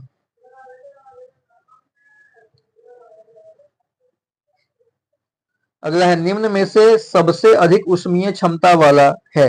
किसका उष्मीय क्षमता सबसे ज्यादा होता है, तो भैया जल का जो उष्मीय क्षमता होता है पानी का वो सबसे ज्यादा होता है। आप देखिएगा जल का घनत्व तो 4 डिग्री सी पर जो है वो सबसे अधिक होता है। ठीक है, अगर किसी बाल्टी में पानी रखा हुआ है, बाल्टी के पानी का सबसे ऊपर वाला परत बर्फ हो गया तो नीचे पानी ही रहेगा। ठीक है, या फिर समुद्र झील वगैरह में भी इसी तरह से होता है। यही कारण है कि जमे हुए बर्फ के बावजूद भी मछलियां जो है वो कैसे रह जाती हैं, जिंदा रह जाती हैं। अगला है पहाड़ी इलाकों में ठंडी रातों में पाइप अक्सर फट जाते हैं। अभी हमने पीछे बताया था कि जब पानी जमता है तो उसका आयतन क्या होता है, बढ़ जाता है। आयतन बढ़ता है तो भैया फट जाता है पाइप। ठीक है, देखिए यहाँ पे लिखा होगा कहीं पे, ऊपर से जल जमता है, जमने पर जल का प्रसार होता है, यानी कि वही आयतन उसका बढ़ जाता है, जल फैलता है, मतलब पाइप फट जाता है। अगला, किसी गर्म दिन में हम पेड़ के नीचे ठंडा महसूस करते हैं जबकि टीन की चादर के नीचे नहीं, ऐसा क्यों। तो देखिए पेड़ जो होता है ना उसकी एक खास बात होती है, करता क्या है कि पेड़ जो है वाष्प छोड़ता है। पानी पत्ते पानी छोड़ते हैं जो कि वाष्प बनकर कुछ उष्मा को सोख लेता है। ठीक है, ऑप्शन नंबर डी जो होगा वो सही आंसर होगा। आप देखिएगा गिलास में पानी भरा रहता है तो ग्लास का जो आउटर लेयर है वो उस पे पानी की बूंदे आ जाती हैं, और जैसे जैसे पानी की बूंदे सूखेगा तो पानी गिलास के अंदर का पानी जो है और ठंडा होता रहेगा। अगर बर्फ के दो टुकड़े को परस्पर दबाया जाए तो ये दोनों टुकड़े परस्पर चिपक जाते हैं। क्यों, क्योंकि इनका गलनांक दाब बढ़ने पर गलनांक कम हो जाता है। जैसे ही दो बर्फ का टुकड़ा है और इन दोनों टुकड़े पर दाब इधर से लगाइएगा तो यहाँ का पानी गल जाएगा, और गलेगा बस एक दूसरे में मिक्स हो गया, और छोड़िएगा दाब हटाइएगा तो फिर से ही बर्फ बन गया। जैसे ही जमा बस इसका पानी इसमें इसका पानी इसमें है, नतीजा ये हो गया कि ये जो है आपको अब नहीं होगा। क्या नहीं होगा, कि ये जो है सो बर्फ बन गया, यानी कि मिक्स हो गया। एक टुकड़ा पता ही नहीं चलेगा कि दो टुकड़ा था बर्फ का। अगला प्रश्न है कि समतल दर्पण की वक्रता त्रिज्या होती है, माने समतल दर्पण जो होती है उसकी वक्रता त्रिज्या क्या होती है। तो भैया समतल दर्पण की कोई वक्रता त्रिज्या ही नहीं होती। यही कारण है कि उसकी वक्रता त्रिज्या क्या होती है, अनंत होती है। ठीक है, अगला है इंद्रधनुष प्रकाश से संबंधित किन घटनाओं का परिणाम है। तो ध्यान रखिएगा इंद्रधनुष बनने का कारण परावर्तन और अपवर्तन ये दोनों है। कौन कौन है, अपवर्तन और परावर्तन, इन दोनों के कारण ही क्या बनता है, तो भैया इंद्रधनुष का निर्माण होता है। ये ध्यान रखेंगे। अगला है सीवी रमन को उनके किस प्रयोग के लिए नोबेल पुरस्कार दिया गया था। तो सीवी रमन जो है ये इन्होंने कब नोबेल पुरस्कार इनको मिला था, 1930 में मिला था। प्रयोग कब किया था, 1928 में किया था। फिजिक्स में इन्होंने प्रकाश के प्रकीर्णन की खोज की थी, यानी ऑप्शन नंबर डी आपका सही आंसर है। और इसी के लिए इनको नोबेल पुरस्कार दिया गया था। और इन्हीं के सम्मान में चूंकि 28 फरवरी को इन्होंने ऐसा किया था, तो 28 फरवरी को हम लोग राष्ट्रीय विज्ञान दिवस के रूप में मनाते हैं। अगला है ऑप्टिकल फाइबर का आविष्कार किसने किया था। ऑप्टिकल फाइबर की खोज करने वाले जो व्यक्ति हैं वो है आपका नरिंदर कपानी। ठीक है, Narinder Kapany, option number B सही होगा। अगला है किसी व्यक्ति का पूरा प्रतिबिंब देखने के लिए एक समतल दर्पण का न्यूनतम ऊंचाई कितनी होनी चाहिए, कम से कम आधा। अगर समतल दर्पण की ऊंचाई उस वस्तु का व्यक्ति का आधा है तो व्यक्ति का प्रतिबिंब पूरा हम देख सकते हैं। आधा से 1 इंच भी कम होगा तो व्यक्ति का पूरा प्रतिबिंब नहीं देख सकते। तो व्यक्ति की ऊंचाई का आधा, ऑप्शन नंबर बी सही होगा।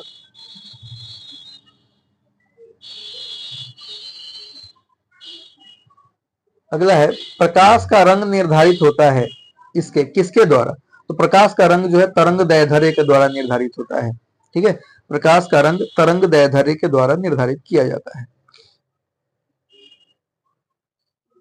पृथ्वी से देखने पर आकाश नीला दिखाई देता है, इसका कारण क्या है? इसका कारण यह है कि आपका नीले रंग का प्रकीर्णन जो है सबसे ज्यादा होता है। सूर्यमंडल में, वायुमंडल में सूर्य के प्रकाश के लघुत्तर तरंग दैर्ध्य का प्रकीर्णन, एक्चुअली नीले रंग का प्रकीर्णन सबसे ज्यादा हो गया, फैलाव सबसे ज्यादा हो गया। नतीजा ये हो गया कि ये कैसा दिखता है भैया? तो नीला दिखता है। अगला है निम्नलिखित में से प्राथमिक रंग कौन सा है? तो लाल, हरा और नीला जो होता है वह प्राइमरी कलर होता है, मतलब ऑप्शन नंबर बी जो होगा वो सही होगा। लाल, हरा और नीला ये प्राइमरी कलर है। अगला प्रश्न है प्रकाशीय तंतु किस सिद्धांत पर कार्य करते हैं? प्रकाशीय तंतु किस सिद्धांत पर कार्य करते हैं? तो ये कार्य करते हैं पूर्ण आंतरिक परावर्तन के सिद्धांत पर। प्रकाशीय तंतु जो हैं वो पूर्ण आंतरिक परावर्तन के सिद्धांत पर कार्य करते हैं, यानी ऑप्शन नंबर डी जो होगा वह सही होगा। अगला है ट्रैफिक सिग्नल में लाल प्रकाश का प्रयोग किया जाता है, क्यों? क्योंकि इसका तरंग दैर्ध्य सबसे ज्यादा होता है, इसका जो है वेवलेंथ सबसे ज्यादा होता है, इसलिए लाल प्रकाश का प्रयोग किया जाता है। अगला निम्नलिखित कथनों पर विचार कीजिए। चलिए विचार करते हैं। बोल रहा है कि प्रकीर्णन के कारण सूर्योदय एवं सूर्यास्त के समय सूर्य लाल दिखाई देता है। ठीक है, प्रकाश का समतल ध्रुवीकरण एक समतल में कंपन उत्पन्न करता है। प्रकाश का विवर्तन छिद्र के कोनों के चारों ओर मुड़ता है। हाँ, प्रकाश का कोनों के चारों ओर मुड़ना विवर्तन कहलाता है, बिल्कुल सही है। प्रकाश के विवर्तन की तरंग दैर्ध्य की तुलना में आकृति की बाधा कम होती है। तो आइए ये सभी के सभी आंसर जो है सही है। जो अगला है समुद्र का पानी नीला दिखाई देता है, इसका कारण क्या है? तो नीले प्रकाश का अवशोषण जो है, नीले प्रकाश का परावर्तन हुआ और बाकी प्रकाशों का अवशोषण हो गया। सूर्य की प्रकाश जब पानी में पड़ता है तो उसमें नीला प्रकाश का परावर्तन होता है, बाकी किसी का परावर्तन नहीं होता, यानी कि जल के अणुओं द्वारा नीले रंग को छोड़कर अन्य सभी का अवशोषण हो जाता है। सिंपल सी बात है कि कोई भी वस्तु आपको जिस कलर की दिख रही है, इसका मतलब है कि उसी रंग को वह वस्तु परावर्तित कर रही है, लाल और काला को छोड़कर। क्योंकि काला कब दिखाई देगा? जब कोई वस्तु किसी भी रंग को परावर्तित ना करे, सूर्य के प्रकाश के किसी भी रंग को परावर्तित नहीं करता है तो वह काला दिखाई देता है, सभी को परावर्तित कर देता है तो वह उजला दिखाई देता है, अन्यथा जिस कलर का दिखाई देता है उसी कलर को परावर्तित करता है। ठीक है, तो समुद्र का पानी नीला इसलिए दिखता है क्योंकि वह नीले प्रकाश को परावर्तित करता है, बाकी सभी को सोख लेता है। अब कह रहा है कि चलिए भैया जरा इस पे विचार कर लीजिए। आइए विचार करते हैं। बोला कि साफ आसमान दृश्य प्रकाश के नीले तरंग दैर्ध्य के अल्प प्रकीर्णन के कारण नीला दिखाई देता है। गलत बात है, ये अल्प नहीं, पूर्ण प्रकीर्णन के कारण।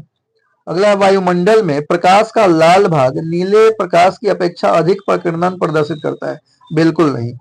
अगला है वायुमंडल की अनुपस्थिति में प्रकाश का प्रकीर्णन नहीं होगा और प्रकाश काला दिखाई देगा। बिल्कुल सही बात है, यही कारण है कि अंतरिक्ष से आकाश जो है वो कैसा दिखाई देता है? काला दिखाई देता है। तो सी नंबर जो होगा वो सही आंसर हो जाएगा। देखिए सी आपका सही आंसर है। आइए मानव नेत्र की थोड़ी सी बात कर ली जाए। मानव नेत्र एक कैमरे के समान है, अतः इसमें एक लेंस निकाय है। नेत्र लेंस क्या नेत्र लेंस क्या बनाता है?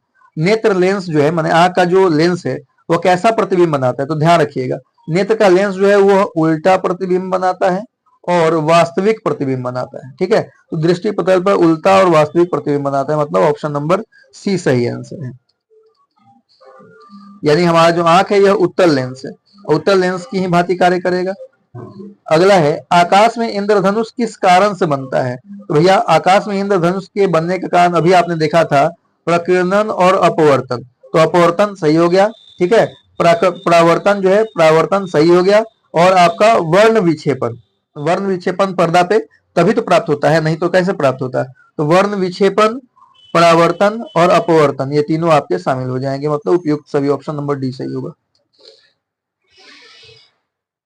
अगला है निकट दृष्टि दोष एक बीमारी है जो जुड़ी होती है। निकट दृष्टि दोष का संबंध किससे है भैया? आंख से है। निकट दृष्टि दोष में नजदीक की वस्तु अच्छे से दिखती है, दूर की वस्तु अच्छे से नहीं दिखती। इसको दूर करने के लिए, ठीक करने का क्या उपाय है? तो भैया अवतल लेंस का प्रयोग करना होता है। ठीक है।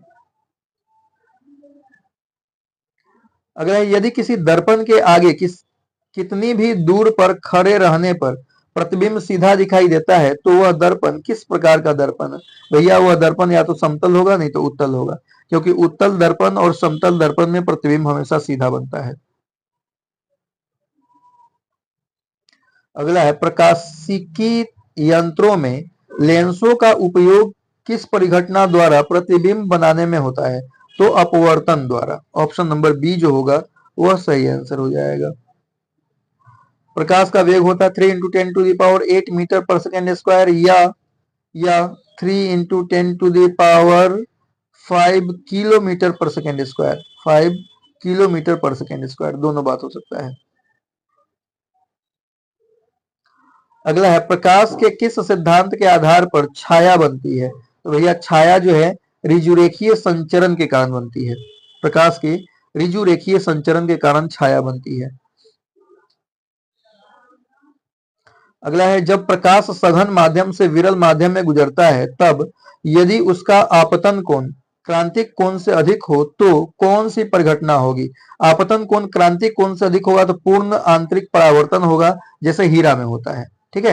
हीरा का जो आपतन कोण होता है वो क्रांतिक कोण से अधिक होता है। यही कारण है कि हीरा में पूर्ण आंतरिक परावर्तन होता है। यहाँ भी वही बात होगा, यानी कि सी नंबर सही आंसर है। अगला इंद्रधनुष में रंगों का क्रम है। इंद्रधनुष में जो रंग बनता है वो कैसा बनता है? तो भैया ध्यान रखिएगा, हमेशा बैगनी रंग जो होता है वो नीचे होता है। तो बैजा नीहा पीना ला, ऑप्शन नंबर डी जो है वो सही आंसर है। ऊपर लाल होगा और नीचे जो है सबसे नीचे बैगनी होगा, उसके बीच में बाकी सभी हो गए बैजा नीहा पीना ला। ये आपको जो है सो इंद्रधनुष में रंग बनता है। अगला जल से भरे बीकर की तली थोड़ी उठी प्रतीत होती है, इसका कारण क्या है? भैया इसका कारण अपवर्तन है। अपवर्तन के कारण जो है बीकर में डाली गई छड़ी जो है वह उठी हुई प्रतीत होती है। ऑप्शन बी सही आंसर होगा। अगला किस प्रकाशीय परिघटना के कारण पानी से भरे बर्तन में डूबी हुई छड़ी मुड़ी हुई प्रतीत होती है? अभी पीछे आपने देखा अपवर्तन के कारण ऐसा होता है। जब एक किरण अपवर्तित होती है तो उसके वेग में परिवर्तन होता है। इसके संदर्भ में निम्नलिखित में से कौन सा कथन सत्य है? तो भैया विरल से सघन माध्यम में जाने पर वेग घटता है। विरल माध्यम से सघन माध्यम में अगर कुछ जाएगा तो वेग क्या होगा?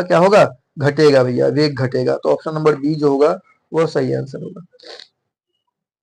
अगला मोटर कार के पश्च दृश्य के लिए पीछे देखने के लिए उत्तल दर्पण का प्रयोग होता है। तो ऑप्शन नंबर डी है सही आंसर। दाढ़ी बनाने के लिए उत्तल दर्पण का प्रयोग होता है, तो भूगोल वाला सवाल सब है। ठीक है। पानी, अब बोल रहा है कि पानी में हवा का बुलबुला वैसा ही काम करेगा जैसा पानी के अंदर की बात हो रही है। तो पानी वैसे हवा का बुलबुला जो होता है वो उत्तल लेंस की तरह दिखता है, लेकिन पानी में अगर होगा तो अवतल की भांति काम करेगा, और पानी पर होगा तो उत्तल दिखेगा, उत्तल की भांति ही काम करेगा। ठीक है। पानी में पूछ रहा है इसलिए अवतल हो जाएगा। ऑप्शन नंबर डी सही होगा। अगला फोटो कैमरे में किस प्रकार के लेंस का प्रयोग होता है? तो यह फोटो कैमरा जो होता है उसमें हम लोग जो है उत्तल लेंस का प्रयोग करते हैं। किसी भी प्रकार का सूक्ष्मदर्शी हो गया, दूरदर्शी हो गया, उन सब में जो लेंस इस्तेमाल होगा वह उत्तल होगा। कैमरा में उत्तल होगा, आंख में उत्तल होगा। ठीक है। अगर निकट दृष्टि दोष के पीड़ित को किस लेंस का उपयोग किया जाता है? पीछे हमने बताया था, इसलिए इसका आंसर आप खुद बताइए। अगर दूर दृष्टि दोष के पीड़ित के लिए किस चश्मे का प्रयोग होता है? तो दूर दृष्टि दोष वाले को दूर की वस्तु तो दिखाई देती है, नजदीक की वस्तु नहीं दिखती, उसके लिए जो इस्तेमाल होता है उसको कहते हैं उत्तल। तो ऑप्शन नंबर सी सही आंसर होगा।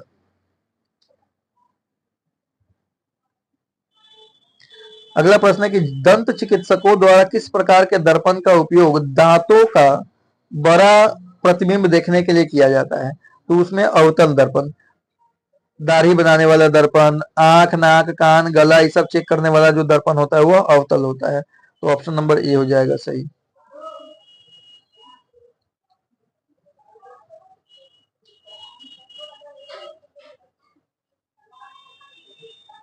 अगला है 1 किलोवाट घंटा का मान होता है 3.6 इंटू 10⁶ जूल, यानी ऑप्शन नंबर ए सही आंसर हो जाएगा। अगला है बिजली की खपत का बिल किसके मापन पर आधारित होता है। बिजली की खपत जो होती है उसमें हम लोग क्या देखते हैं, तो भैया उसमें हम लोग वाट देखते हैं, इतना वाट जो है चला है, तो वाट, यानी ऑप्शन नंबर ए सही होगा, पहला सही होगा केवल।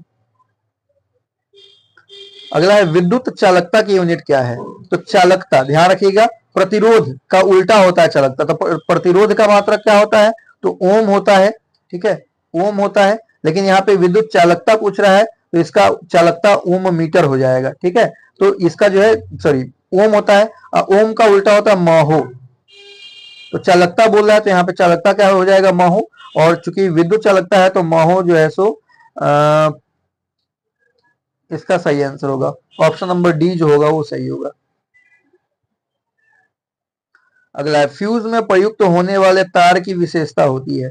फ्यूज में प्रयुक्त होने वाला जो तार होता है वह निम्न प्रतिरोध और निम्न गलनांक वाला होता है, यानी कि प्रतिरोध जैसे ही बढ़ेगा वो तुरंत गल जाएगा और बाकी सारी चीजें गलने से बच जाएंगी, तो ऑप्शन नंबर बी सही होगा। अगला, घरेलू विद्युत तारों का संयोजन किस रूप में किया जाता है, तो भैया घर के अंदर जो है वो समांतर क्रम में जोड़ा जाता है, ठीक है, लेकिन पोल पर से घर तक आने में श्रेणी क्रम का इस्तेमाल होता है, यहाँ पे समांतर क्रम जो होगा वो सही होगा, ऑप्शन नंबर बी सही होगा।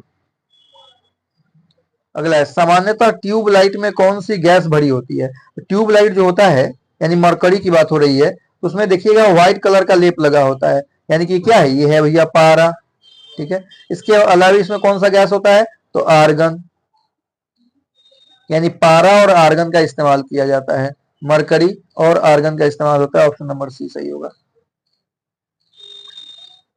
अगला, यदि आर प्रतिरोध की तार पिघलाया जाता है और उसे उसकी लंबाई के आधे भाग तक पुनः ढीला ढाला जाता है तो तार का नवीनतम प्रतिरोध क्या हो जाएगा, या तार का नवीनतम प्रतिरोध होगा R/4, ठीक है, क्योंकि होता है R बाई लंबाई स्क्वायर, यानी कि आर त्रिज्या स्क्वायर, ठीक है।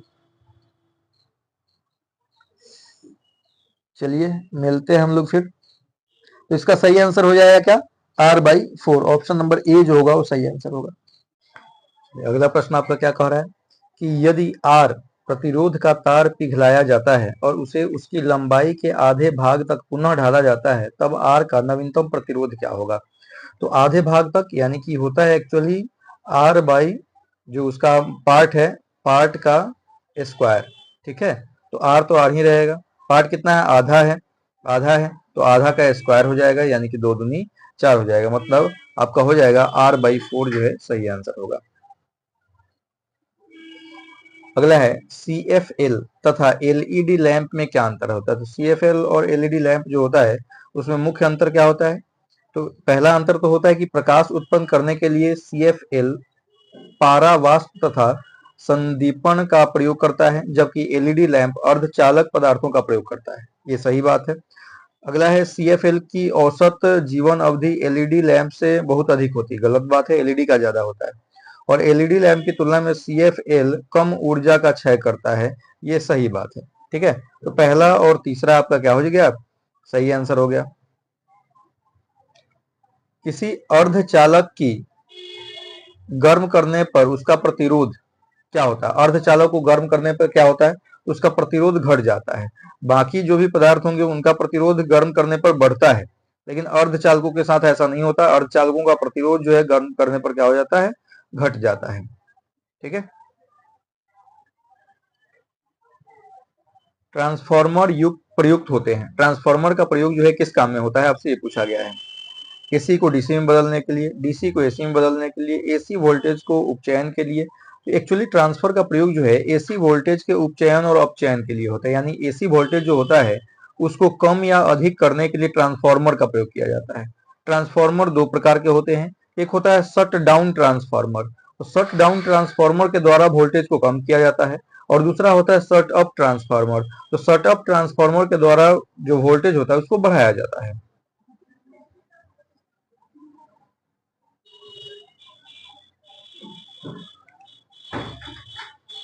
अगला है प्रत्यावर्ती विद्युत धारा को दिष्ट विद्युत धारा में परिवर्तित किया जाता है। मैंने पूछ रहा है कि प्रत्यावर्ती विद्युत धारा यानी कि एसी को डीसी में कैसे बदल सकते हैं। तो ध्यान रखिएगा, इसके लिए रेक्टिफायर का इस्तेमाल किया जाता है एसी को डीसी में बदलने के लिए। जैसे आपके घर में ये होगा, इन्वर्टर होगा, एक्चुअली इन्वर्टर रेक्टिफायर ही है। वह क्या करता है, एसी को डीसी में बदलने का काम करता है। ऑप्शन नंबर सी सही है। अगला है प्रतिरोध आर की एक तार बराबर भागों में काटा जाता है, फिर इन भागों को समांतर क्रम में जोड़ा जाता है। इस संयोजन का तुल्य प्रतिरोध क्या हो जाएगा। अभी हमने पीछे देखा था क्या, आर बाई एन। ठीक है, इसका सही आंसर हो जाएगा आर बाई एन का स्क्वायर। ठीक है, तो ऑप्शन नंबर डी जो होगा वो सही आंसर होगा। अगला है प्रतिरोध का मात्रक है। प्रतिरोध का मात्रक क्या होता है, अभी पीछे हमने चर्चा किया था। प्रतिरोध का मात्रक होता है ओम। ठीक है, विद्युत धारा को हम लोग जो है एम्पियर कहते हैं। उष्मा का मात्रक कूलॉम्ब होता है और हेनरी जो है विद्युत चालकता का मात्रक होता है। सॉरी, चालकता बोला, चुंबकत्व का मात्रक होता है। किसी चालक के सिरों के बीच विभवांतर उसमें बहने वाली धारा के समानुपाती होती है। यह नियम किसका है, इसी को ओम का नियम कहते हैं।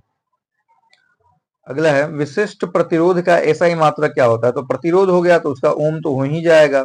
ठीक है, अब विशिष्ट लगा है तो उसमें एक्स्ट्रा मीटर लगे, यानी कि ओम मीटर जो होता है वह विशिष्ट प्रतिरोध का मात्रक होता है, एसआई मात्रक होता है। अगला है एक शुष्क सेल में कौन सी ऊर्जा पाई जाती है। यांत्रिक ऊर्जा, विद्युत ऊर्जा, रासायनिक ऊर्जा और विद्युत चुंबकीय ऊर्जा। एक शुष्क सेल जो होता है उसमें कौन सी ऊर्जा होती है, तो रासायनिक ऊर्जा होती है। ऑप्शन सी जो होगा वो आपका सही आंसर हो जाएगा। अगला है एक समान शुष्क सेल में विद्युत अपघट्य होता है। माने एक समान शुष्क सेल जो होता है उसमें विद्युत अपघट्य के रूप में किसका इस्तेमाल करते हैं, तो अमोनियम क्लोराइड का इस्तेमाल किया जाता है। लेकिन यही कार की जो बैटरी होगी जिसमें लिक्विड होता है तो उसमें क्या होता है, सल्फ्यूरिक एसिड का प्रयोग होता है। ठीक है, लेकिन शुष्क सेल जो होता है उसमें आपको अमोनियम क्लोराइड का इस्तेमाल होता है। अगला है कार की बैटरी में प्रयुक्त विद्युत अपघट्य कौन सा है। अभी हमने पीछे बताया था कि कार की बैटरी में कौन सा होता है, तो सल्फ्यूरिक एसिड का प्रयोग किया जाता है। अगला प्रश्न कि विद्युत फ्यूज में इस्तेमाल किए जाने वाले मिश्र धातु में क्या होता है। तो निम्न विशिष्ट प्रतिरोध तथा निम्न गलनांक, के सवाल पीछे भी आया हुआ था। प्रतिरोध भी निम्न होगा और गलनांक भी निम्न होगा, किसमें, तो आपको जो है सो फ्यूज के तार में। अगला है जिन पदार्थों में अनंत वैद्युत प्रतिरोध होता है उन्हें क्या कहते हैं। तो अनंत वैद्युत प्रतिरोध वाले पदार्थ को हम लोग विद्युत रोधी कहते हैं, यानी कि कुचालक होते हैं। ठीक है, अगला प्रश्न है कि निम्नलिखित में से कौन सा पदार्थ सर्वोत्तम चालक है। सबसे बढ़िया चालक जो होता है वो चांदी होता है। ऑप्शन डी आपका सही आंसर है।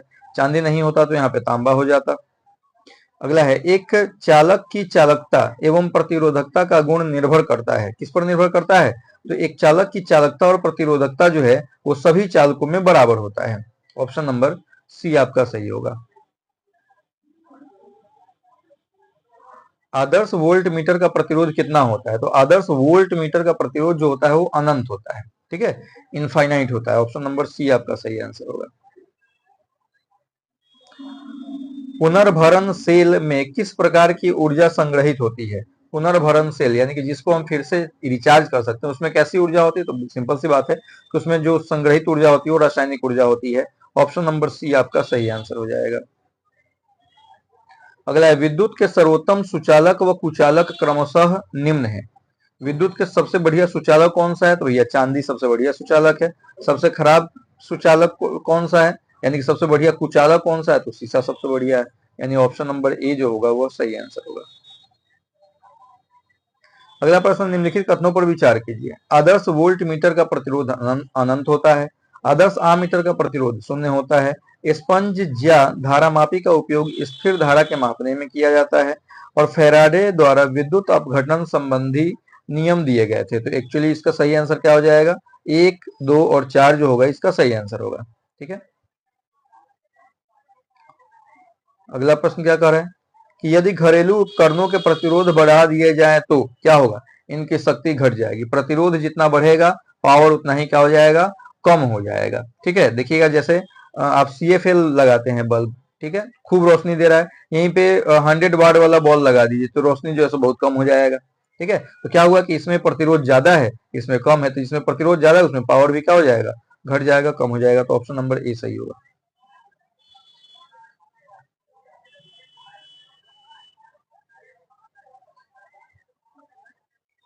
अगला प्रश्न देखिए क्या कर रहा है, कथन और कारक आपको दिया हुआ है। प्रति चुंबकीय पदार्थ अस्थाई चुंबक से आकर्षित होते हैं, कथन है, और अस्थाई चुंबक कोबाल्ट हो सकते हैं। ठीक है, इसमें जो सही आंसर है उसका केवल दूसरा सही है, अस्थाई चुंबक कोबाल्ट हो सकते हैं। प्रति चुंबकीय पदार्थ चुंबक से आकर्षित होते हैं, बिल्कुल नहीं, ये गलत बात है। अणु चुंबकीय पदार्थ आकर्षित होते हैं। अगला, टेस्ला किसकी इकाई है, तो चुंबकीय क्षेत्र की इकाई जो है टेस्ला है। वैसे एक व्यक्ति है दुनिया का सबसे अमीर आदमी, उसके एलन मस्क की भी ब्रांडेड गाड़ी का नाम टेस्ला ही है। अगर यदि पदार्थ का चुंबकीय संवेग शून्य है तो पदार्थ कैसा होगा, चुंबकीय संवेग 0, इसका मतलब प्रति चुंबकीय पदार्थ होगा वो, यानी कि चुंबक की तरफ बिल्कुल भी आकर्षित नहीं होगा। चुंबकत्व की विधि है, चुंबकत्व की विधि क्या है, तो चुंबक को गर्म करना, इससे चुंबक को गर्म करने के बाद उसका एक सीमा के बाद उसकी जो चुंबकत्व है वो समाप्त हो जाएगी, हालांकि ठंडा होने के बाद फिर से उसमें चुंबक आ जाएगा। इससे प्रत्यक्ष धारा प्रवाहित करना, इससे प्रत्यावर्ती धारा प्रवाहित करना और चुंबक को पीटना। तो चुंबकत्व की विधि जो है वह चुंबक को पीटने की विधि है। अगर यदि एक आवेशित कण Q चुंबकीय क्षेत्र के समानांतर निश्चित वेग से प्रक्षेपित किया जाता है तो क्या होगा, कुंडली पथ में गमन करेगा, वृत्तीय पथ में गमन करेगा, बिना पथ परिवर्तन के लगातार उसी गति में गमन करेगा, बिना पथ परिवर्तन के लगातार उसी पथ में गमन करेगा। अगला, पदार्थ में चुंबकत्व किस कारण से होता है, तो उसमें जो इलेक्ट्रॉन होते हैं उस इलेक्ट्रॉन के वृत्तीय गति के कारण पदार्थ में चुंबकत्व होता है। तो ऑप्शन नंबर बी जो होगा वो सही आंसर हो जाएगा। अगला है, विद्युत धारा के चुंबकीय प्रभाव को सर्वप्रथम किसने परखा था, विद्युत धारा का जो चुंबकीय प्रभाव था उसको सबसे पहले अर्नेस्ट ने परखा था। अगला प्रश्न है आपका, चुंबकीय कंपन की सुई किस ओर इंगित करती है, चुंबकीय कंपन की जो सुई होती है वो किस ओर इंगित करती है, तो यह चुंबकीय उत्तर व चुंबकीय दक्षिण ध्रुव की तरफ इंगित करती है। सिंपल सी बात है, चुंबक को स्वतंत्र रूप से लटकाने पर हमेशा क्या होगा, नॉर्थ और साउथ डायरेक्शन में ये स्थिर होगा। निम्नलिखित में से कौन प्रति चुंबकीय पदार्थ है, यानी कि चुंबक से आकर्षित नहीं होता, तो वह है बिस्मथ, जो एक प्रति चुंबकीय पदार्थ है, यानी चुंबक से आकर्षित नहीं होता है।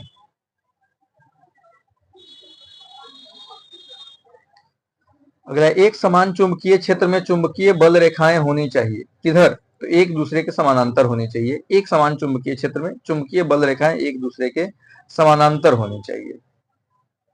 अगला है, फ्लेमिंग के दाएं हाथ के नियम का उपयोग किसकी दिशा ज्ञात करने में होता है, तो धारा की दिशा ज्ञात करने में होता है, जिसको हम लोग प्रेरित धारा कह रहे हैं। तो धारा की दिशा को ज्ञात करने में हम लोग फ्लेमिंग के दाएं हाथ के नियम का प्रयोग करते हैं। अगला, अस्थाई चुंबक किस पदार्थ से बनाए जाते हैं, अस्थाई चुंबक जो बनाए जाते हैं वो इस्पात से बनाए जाते हैं, जबकि कच्चा लोहा से अस्थाई चुंबक बनाए जाते हैं।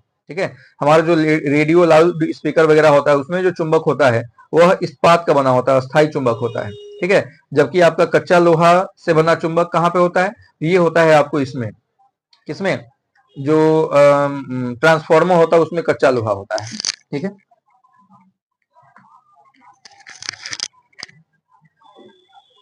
चलिए अगला है कि जब दंड चुंबक की लंबाई के अनुदैर्ध्य में दो बराबर भागों में बांट दिया जाए तो प्रत्येक चुंबक का ध्रुव होगा, क्या हो जाएगा, प्रत्येक चुंबक का ध्रुव जो होगा वो आधा हो जाएगा, छोटा हो जाएगा ना, दो बराबर भागों में बांटिए, तो ऑप्शन नंबर बी सही। अगला है, मुक्त रूप से निलंबित चुंबकीय सुई किस दिशा में टिकती है, तो उत्तर दक्षिण दिशा में टिकती है। अगला, निम्नलिखित में से कौन सी धातु चुंबक द्वारा आकर्षित नहीं होती है, इनमें से कौन सी धातु, तो एल्युमिनियम जो है वह चुंबक द्वारा आकर्षित नहीं होती है, सबसे ज्यादा लोहा आकर्षित होती है। सभी चुंबकीय पदार्थ अपना चुंबकीय गुण कम करते हैं जब उन्हें गर्म किया जाता है। ठीक है। अभी पीछे हमने बताया था कि जब गर्म करेंगे तो एक ऐसा पॉइंट आएगा, एक ऐसा टेम्परेचर आएगा, टेम्परेचर ऑफ पॉइंट, जहां पे चुंबक अपना चुंबकत्व खो देगा, लेकिन जैसे ही फिर उसको ठंडा करेंगे फिर उसमें चुंबकत्व का गुण फिर से आने लगेगा। अगला है चुंबकीय गुणधर्मों के आधार पर ऑक्सीजन का संबंध किससे है? तो चुंबकीय गुणधर्मों के आधार पर ऑक्सीजन का संबंध अणुचुंबकीय से है, यानी कि ऑक्सीजन जो है वह पूर्ण रूप से तो नहीं लेकिन थोड़ा बहुत जो है सो चुंबक की तरफ आकर्षित होता है। अगला बोल रहा है कथनों पर विचार करने के लिए, आइए विचार किया जाए। चुंबकीय बल रेखा बंद वक्र बनाती है जबकि वैद्युत रेखाएं नहीं। वैद्युत बल रेखाएं बंद वक्र बनाती है जबकि चुंबकीय रेखाएं नहीं। वैद्युत तथा चुंबकीय बल रेखाएं दोनों बंद वक्र बनाती हैं। इन सभी में से कौन सा सही है? तो केवल पहला सही है। पहला क्या कह रहा है कि चुंबकीय बल रेखाएं बंद वक्र बनाती हैं जबकि वैद्युत रेखाएं नहीं। अब इसको समझिए क्या होता है।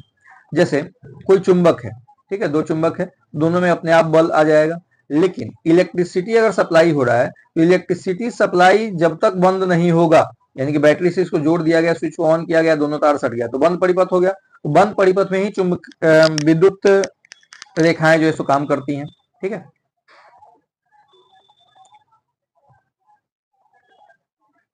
अगला कह रहा है कि एक चुंबकीय क्षेत्र जो है उसमें क्या क्या होगा? आवेशित कण के ऊपर कभी भी बल नहीं लगता है। आवेशित कण के ऊपर हमेशा बल लगता है। यदि आवेशित कण पर बाह्य बल लगता है तो चुंबकीय बल रेखा में गतिमान होगी। यदि आवेशित कण पर बाह्य बल लगाया जाता है तो वह चुंबकीय बल रेखा के में गतिमान होगी। इसमें से कौन सा होगा? तो केवल तीसरा होगा। यदि आवेशित कण पर बाह्य बल लगाया जाता है तो चुंबकीय बल रेखा में क्या होगा? गतिमान होगा। फिर से कथनों पर विचार करना है। चुंबकीय मोनोपोल्स एक ध्रुवीय नहीं होते हैं। चुंबकीय क्षेत्र में लोहे की दो छड़ें एक दूसरे को आकर्षित करती हैं। चुंबकीय क्षेत्र में एक तार को मुक्त रूप से छोड़ने पर यह क्षेत्र के समानांतर हो जाती है और कॉपर प्रतिचुंबकीय तथा लोहा अणुचुंबकीय पदार्थ है। ठीक है। तो इसमें कौन सा सही है? केवल दूसरा, पहला, तीसरा और चौथा सही है। दूसरा आपका क्या है? गलत है। अगला है एक आवेशित कण वेग v से चुंबकीय क्षेत्र में b में गतिमान है तो कण पर लगने वाला बल जो है अधिकतम होगा। कहां पर अधिकतम होगा? तो v तथा b के लंबवत जो है वह बल फोर्स जो होगा वह अधिकतम होगा। अगला है जब एक आवेशित कण को एक बाह्य चुंबकीय क्षेत्र में रखा जाता है तो कण की गतिज ऊर्जा में परिवर्तन होगी। कैसा परिवर्तन होगी? तो जीरो परिवर्तन होगी, यानी कि उसकी गतिज ऊर्जा में किसी भी प्रकार का कोई परिवर्तन नहीं होगा। अगला बोला है कि जब अर्धचालक की डोपिंग की जाती है तो क्या होता है? चालकता बढ़ जाती है, चालकता घटती है, प्रतिरोधकता बढ़ती है, प्रतिरोधकता घटती है। तो दो तो निश्चित रूप से इसमें सही होगा। चालकता अगर घटती है तो प्रतिरोधकता क्या हो जाएगी? बढ़ जाएगी। अगर चालकता बढ़ती है तो प्रतिरोधकता क्या हो जाएगी? घट जाएगी। तो इसका सही आंसर 1 और 4 है। ठीक है। क्या है? तो चालकता बढ़ती है, प्रतिरोधकता उसकी क्या हो जाती है? घट जाती है। अगला है पी टाइप अर्धचालक में क्या होता है? तो छिद्र बहुसंख्यक वाहक तथा इलेक्ट्रॉन बहुत कम वाहक होते हैं। जो छिद्र होता है वो बहुसंख्यक वाहक होता है, लेकिन इलेक्ट्रॉन जो है बहुत कम वाहक होता है। अगला है जब आर्सेनिक को सिलिकॉन की अशुद्धि के साथ मिलाया जाता है तो पदार्थ परिमाण देता है। कैसा परिमाण देता है? तो एन टाइप अर्धचालक का परिमाण जो है यह देता है। पीएन संधि की अवक्षय परत की चौड़ाई उत्क्रमित अभिनति के तहत बढ़ती है। उत्क्रम अभिनति के तहत बढ़ती है। पीएन संधि की अवक्षय परत की चौड़ाई उत्क्रम अभिनति के तहत क्या होती है? बढ़ती है। तो ऑप्शन नंबर डी सही होगा। एक शुद्ध अर्धचालक में क्या होगा? तो ताप बढ़ने पर परिमिति प्रतिरोध घटता है।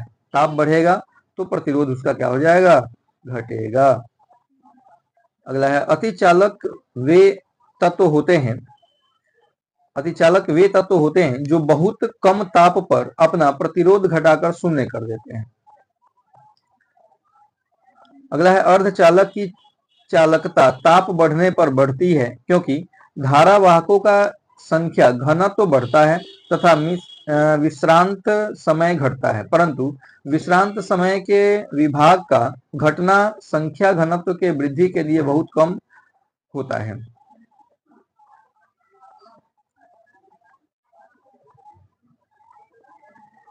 अगला है, जब अर्धचालक गर्म होता है तो उसका प्रतिरोध, अर्धचालक को गर्म करेंगे प्रतिरोध घटेगा, एकदम हमेशा ध्यान रखना, ये अपोजिट होता है।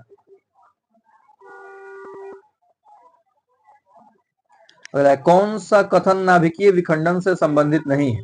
इसमें से कौन सा कथन? नाभिकीय विखंडन, न्यूट्रॉन प्रेरित नाभिकीय अभिक्रिया, तारों में ऊर्जा उत्पन्न करना, नाभिकीय रिएक्टर में ऊर्जा का स्रोत जो बिजली उत्पन्न करता है, और एक परमाणु बम में बहुत अधिक ऊर्जा उत्पन्न करना। ठीक है, कौन सा सही नहीं है बोल रहा है? इसमें जो सही नहीं होगा वो कौन होगा? तारों में ऊर्जा का उत्पन्न होना, ये आपका सही नहीं है। नाभिकीय विखंडन, गलत बात, गलत बात। न्यूट्रॉन प्रेरित नाभिकीय अभिक्रिया, नाभिकीय रिएक्टर में ऊर्जा का स्रोत जो बिजली उत्पन्न करता है। ऑप्शन नंबर ए सही होगा। न्यूट्रॉन प्रेरित नाभिकीय अभिक्रिया जो है सो ये नहीं होगा, क्योंकि तारों में तो विखंडन अभिक्रिया के दौरान ही ऊर्जा उत्पन्न होती है ना। सॉरी, गलत बात, गलत बात। विखंडन नहीं, एक्चुअली तारों में नाभिकीय संलयन, यही सही होगा, ऑप्शन नंबर बी सही होगा। नहीं होगा, तारों में विखंडन अभिक्रिया नहीं, संलयन अभिक्रिया से ऊर्जा की उत्पत्ति होती है, इसलिए ऑप्शन नंबर बी होगा। अगला है, एक कृत्रिम उपग्रह में विद्युत ऊर्जा का स्रोत क्या होता है? कृत्रिम उपग्रह में सौर सेल जो होता है वो विद्युत ऊर्जा का स्रोत होता है। अगला कार्य, निम्नलिखित कथनों पर विचार कीजिए। नाभिकीय रिएक्टर में स्वपोषित श्रृंखला अभिक्रिया संभव है, क्योंकि स्वपोषित श्रृंखला अभिक्रिया संभव क्यों है? क्योंकि आपका प्रत्येक विखंडन अभिक्रिया में अपेक्षाकृत अधिक न्यूट्रॉन निर्मुक्त होते हैं और द्रुत न्यूट्रॉन ग्रेफाइट द्वारा मंदित कर दिए जाते हैं, यानी कि जरूरत से ज्यादा जो न्यूट्रॉन होता है वो मंदित भी कर दिया जाता है और बहुत अधिक मात्रा में न्यूट्रॉन की उत्पत्ति भी होती है। परमाणु रिएक्टर क्या है? तो परमाणु रिएक्टर एक प्रकार का आणविक भट्टी है, आणविक भट्टी है। अगला है, आधुनिक चिकित्सा विज्ञान में नाभिकीय नैदानिक चिकित्सा और उपचार के प्रभाव कारणों के उपकरणों के रूप में उभर रही है। वास्तव में ये रेडियो आइसोटॉप्स इसको कहते हैं। जैसे आप सुनते होंगे थायराइड हो गया है तो उसका इलाज भी हो सकता है आइसोटॉप्स के द्वारा। भारत में प्रचुर मात्रा में उपलब्ध महत्वपूर्ण नाभिकीय ईंधन कौन सा है? तो थोरियम जो है भारत में सबसे ज्यादा मात्रा में उपलब्ध है, ऑप्शन नंबर बी। खास करके केरला के समुद्री तट पर मोनाजाइट नामक बालू में पाया जाता है। एक रेडियोधर्मी तत्व जिसके भारत वर्ष में बड़े भंडार हैं वो कौन सा है? तो भैया वो कौन सा है? थोरियम। अभी तो हमने देखा था, थोरियम जो है इसके विशाल भंडार है भारत में। अगला प्रश्न कह रहा है कि कुछ लोगों का सोचना है कि तेजी से बढ़ रही ऊर्जा की आवश्यकता को पूरा करने के लिए भारत को थोरियम को नाभिकीय ऊर्जा के भविष्य के ईंधन के रूप में विकसित करने के लिए शोध और विकास करना चाहिए। इस संदर्भ में थोरियम यूरेनियम की तुलना में कैसे अधिक लाभकारी है, आपसे ये पूछा जा रहा है। तो देखिए, बहुत से कारण है। एक तो थोरियम जो है प्रचुर मात्रा में हमारे पास उपलब्ध भी है, इसके अलावा थोरियम जो है वह यूरेनियम की अपेक्षा अधिक मात्रा में ऊर्जा उत्पन्न भी करता है। इसका 1 2 3 तीनों सही हो जाएगा। और थोरियम यूरेनियम की अपेक्षा कम नुकसानदेह भी है। अगला, निम्नलिखित में से कौन सा तत्व परमाणु ईंधन की श्रेणी में नहीं आता है? तो परमाणु ईंधन की श्रेणी में कौन नहीं आता है भैया? तो आपका कैडमियम नहीं आता, प्लूटोनियम आता है, क्योंकि इसी से सबसे पहला परमाणु बम बनाया गया था भारत में। थोरियम जो है यूरेनियम तो ही है। कैडमियम ऑप्शन नंबर ए जो होगा वो आपका सही आंसर हो जाएगा। अगला, निम्नलिखित में से कौन सा ईंधन नहीं है? यूरेनियम, थोरियम, रेडियम और हीलियम। तो हीलियम ईंधन नहीं है, ऑप्शन नंबर डी जो होगा वो भी सही होगा। अगला, निम्नलिखित में से किसका नाभिकीय ईंधन के रूप में प्रयोग नहीं किया जा सकता है? तो नाभिकीय ईंधन के रूप में कैल्शियम का, क्योंकि कैल्शियम में नाभिकीय अभिक्रिया होता ही नहीं है, तो ऑप्शन नंबर सी हो जाएगा सही। किसका परमाणवीय ईंधन के रूप में प्रयोग नहीं किया जा सकता है? तो सीसा का प्रयोग जो है हम नहीं कर सकते हैं, क्योंकि परमाणु यूरेनियम अंततः सीसा में ही तो कन्वर्ट होता है। अगला है, न्यूक्लियर बम बनाने के लिए निम्नलिखित में से किसका प्रयोग किया जाता है? तो न्यूक्लियर बम के लिए हम लोग जो है यूरेनियम का प्रयोग करते हैं। अगला, निम्नलिखित में से कौन सा यूरेनियम समस्थानिक परमाणु ऊर्जा संयंत्र में बिजली के रूप में उत्पादित किया जाता है? तो 35 और 38 होते हैं, लेकिन इसमें इस्तेमाल किसका होता है? तो 35 का इस्तेमाल किया जाता है। विद्युत उत्पन्न करने के लिए कौन सी धातु का उपयोग किया जाता है? विद्युत उत्पन्न करने के लिए यूरेनियम धातु का उपयोग किया जाता है। ऑप्शन नंबर ए जो होगा वह सही आंसर हो जाएगा। अगला है आपका एक को सूची 1 को सूची 2 से मैच कराना है। आइए देख लेते हैं। ये परमाणु भट्टी दिया हुआ है, यहाँ पे राज्य दिया हुआ है, पूछ रहा कौन किस राज्य में है। तो नरौरा जो है ये उत्तर प्रदेश में है, कलपकम जो है ये तमिलनाडु में है, ठीक है। काकड़ापाड़ा जो है ये गुजरात में है। तो ट्राम्बे कहाँ चला गया? महाराष्ट्र में चला गया। नाभिकीय संयंत्रों में ग्रेफाइट का प्रयोग किया जाता है ईंधन के रूप में, स्नेहक के रूप में, विमंदक के रूप में, या उपयुक्त में से कोई नहीं। तो भैया स्नेहक के रूप में इसका इस्तेमाल किया जाता है। नाभिकीय रिएक्टर में निम्नलिखित में से किसे मंदक के रूप में प्रयोग करते हैं? तो भारी जल को करते हैं। भारी जल, ग्रेफाइट, इन सबको मंदक के रूप में प्रयोग किया जाता है। अगला है एक ब्रीडर रिएक्टर वह है जो विखंडन होने वाले पदार्थों को उससे अधिक उत्पन्न करता है। विखंडन होने वाले पदार्थों को जो अधिक उत्पन्न करे उसको हम लोग जो है सो ब्रीडर रिएक्टर के नाम से जानते हैं। अगला है पोखरण नाभिकीय परीक्षण 1974 का आधारित कोड क्या था? तो स्माइलिंग बुद्धा जो था इसका कोड था। अगला पोखरण परीक्षण दूसरा कब हुआ था? भैया ये 98 में हुआ था। 11 मई 1998 को पोखरण परीक्षण जो है दूसरा पोखरण परीक्षण हुआ था। मई 1998 में पोखरण में भारत ने 5 परमाणु परीक्षण किए थे। पोखरण किस राज्य में है? तो भैया राजस्थान में है पोखरण। नाभिकीय रिएक्टर और परमाणु बम में यह अंतर है कि नाभिकीय रिएक्टर में श्रृंखला अभिक्रिया नियंत्रित होती है, ठीक है। नाभिकीय रिएक्टर में श्रृंखला अभिक्रिया नियंत्रित होती है, जबकि आपको परमाणु बम में नियंत्रित नहीं होती है।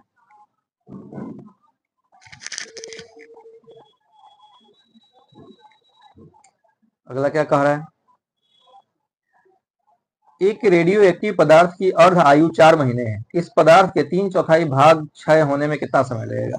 देखिए जैसे मान लेते हैं कि 4 है कोई पदार्थ, तो इसका आधा 4 महीना में हो जाता है 2, ठीक है। अब आधा कितना महीना में होगा? फिर 4 महीना में होता है 1, तो खत्म कितना हुआ? 3। अब टोटल कितना था? 4। 3/4 कितना हुआ? 4 4 8, यानी 8 महीने में। ऑप्शन नंबर सी जो होगा वह सही होगा। अगला है एक रेडियोधर्मी पदार्थ की अर्धायु 10 दिन है, इसका अभिप्राय क्या है? तो 10 दिन अर्धायु जो है 10 दिन है, इसका मतलब क्या है? तो भैया 10 दिन में आधा खत्म होगा, ठीक है, और 20 दिन में 3/4 भाग खत्म होगा। देखिए ऑप्शन डी सी जो सही दिया हुआ है, 20 दिन में 10/4 भाग खत्म होगा, 3/4 भाग खत्म होगा। अगला है हाइड्रोजन बम विकसित किया गया था किसके द्वारा? तो एडवर्ड टेलर के द्वारा हाइड्रोजन बम का विकास हुआ था। भूकंप की तीव्रता मापने का यंत्र कौन सा है? भैया सिस्मोग्राफ से भूकंप की तीव्रता मापते हैं। अगला है रडार का आविष्कार किसने किया था? तो रडार का आविष्कार जो है रॉबर्ट वाटसन ने किया था। ऑप्शन नंबर डी सही आंसर है। अगला है बोलोमीटर का प्रयोग किसे मापने के लिए किया जाता है? तो तापमान को मापने के लिए बोलोमीटर का प्रयोग करते हैं हम लोग। वीडियो टेप का आविष्कार किसने किया था? चार्ल्स गिन्सबर्ग जो है इन्होंने वीडियो टेप का आविष्कार किया था। अगला है टेलीविजन का आविष्कार किसने किया था? तो टेलीविजन का जेल बेयर्ड ने टेलीविजन का आविष्कार किया था। इलेक्ट्रॉन सूक्ष्मदर्शी का आविष्कार किसके द्वारा किया गया था? नूल और रस्का के द्वारा इलेक्ट्रॉन सूक्ष्मदर्शी का आविष्कार जो है वह किया गया था। हाइड्रोजन बम किसने विकसित किया था? एडवर्ड टेलर जो है इन्होंने हाइड्रोजन बम का विकास किया था। अगला है एक्सरे का आविष्कार किसने किया था? रॉन्टजन जो है इन्होंने एक्सरे का आविष्कार किया था। परमाणु बम का विकास किसने किया था? जे रॉबर्ट ओपेनहाइमर जो है इन्होंने परमाणु बम का आविष्कार किया था।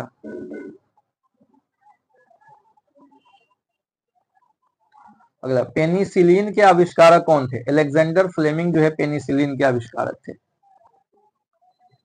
अगला है मोबाइल फोन का आविष्कार किसने किया था? मार्टिन कूपर जो है, मार्टिन कूपर, इनके द्वारा मोबाइल फोन का आविष्कार किया गया था।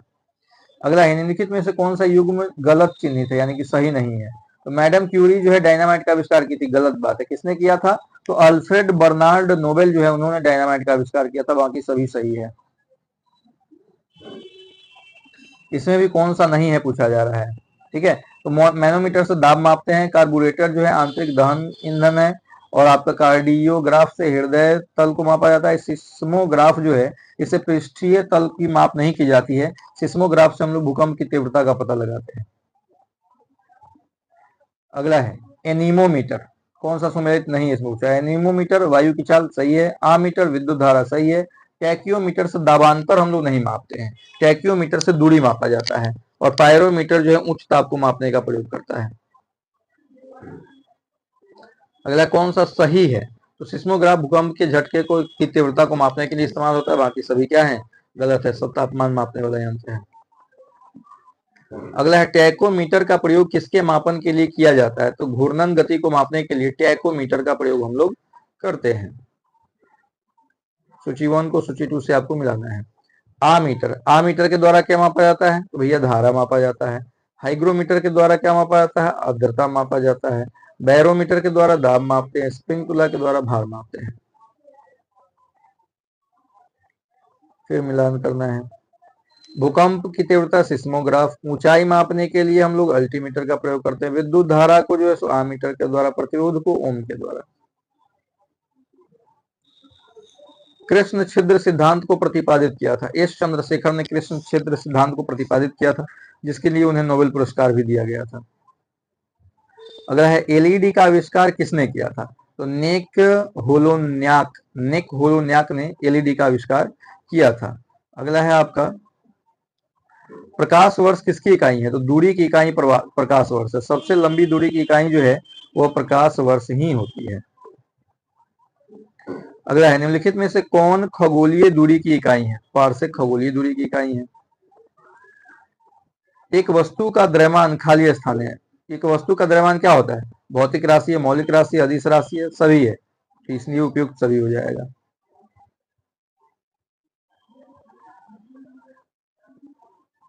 अगला है एक्स किरणों की खोज के लिए किस जर्मन वैज्ञानिक को नोबेल पुरस्कार दिया गया था। एक्स किरणों की खोज के लिए रॉन्टजन ने, अभी पीछे आपने देखा था एक्स किरण की खोज रॉन्टजन ने किया था। अगला है वर्ष 2018 में लेजर तकनीक से महत्वपूर्ण खोज हेतु नोबेल पुरस्कार प्रदान किया गया, किसको, इन सभी को लेजर तकनीक के लिए महत्वपूर्ण पुरस्कार जो है प्रदान किया गया था। भारतीय तकनीकी अनुसंधान संस्थान कहाँ है, तो भारतीय तकनीकी अनुसंधान संस्थान जो है वो लखनऊ में है, ऑप्शन नंबर बी सही होगा। अगला देखिए प्रश्न क्या कह रहा है कि भारतीय भौतिकी प्रयोगशाला कहाँ पे है, आपका राष्ट्रीय समुद्र विज्ञान प्रयोगशाला कहाँ पर है, भारतीय मौसम वेधशाला कहाँ पे है, भारतीय इलेक्ट्रॉनिक वेधशाला कहाँ पर है। ठीक है, इसका सही आंसर हो जाएगा ऑप्शन नंबर बी, आप मिला लेंगे, मैच करा लेंगे। अगला राष्ट्रीय प्रौद्योगिकी दिवस कब मनाया जाता है, 11 मई को राष्ट्रीय प्रौद्योगिकी दिवस मनाया जाता है, जबकि 28 फरवरी को राष्ट्रीय विज्ञान दिवस मनाते हैं हम लोग। चलिए आपका एनसीईआरटी का 6 से 12 तक का जो सिलेबस हुआ वो होता है यहाँ पे कंप्लीट। आपको कैसा लगा वीडियो, अगर अच्छा लगा तो हमको जरूर बताइएगा। और ये जो है आपका फिजिक्स था, इसके बाद केमिस्ट्री और बायोलॉजी भी आएगा। धन्यवाद।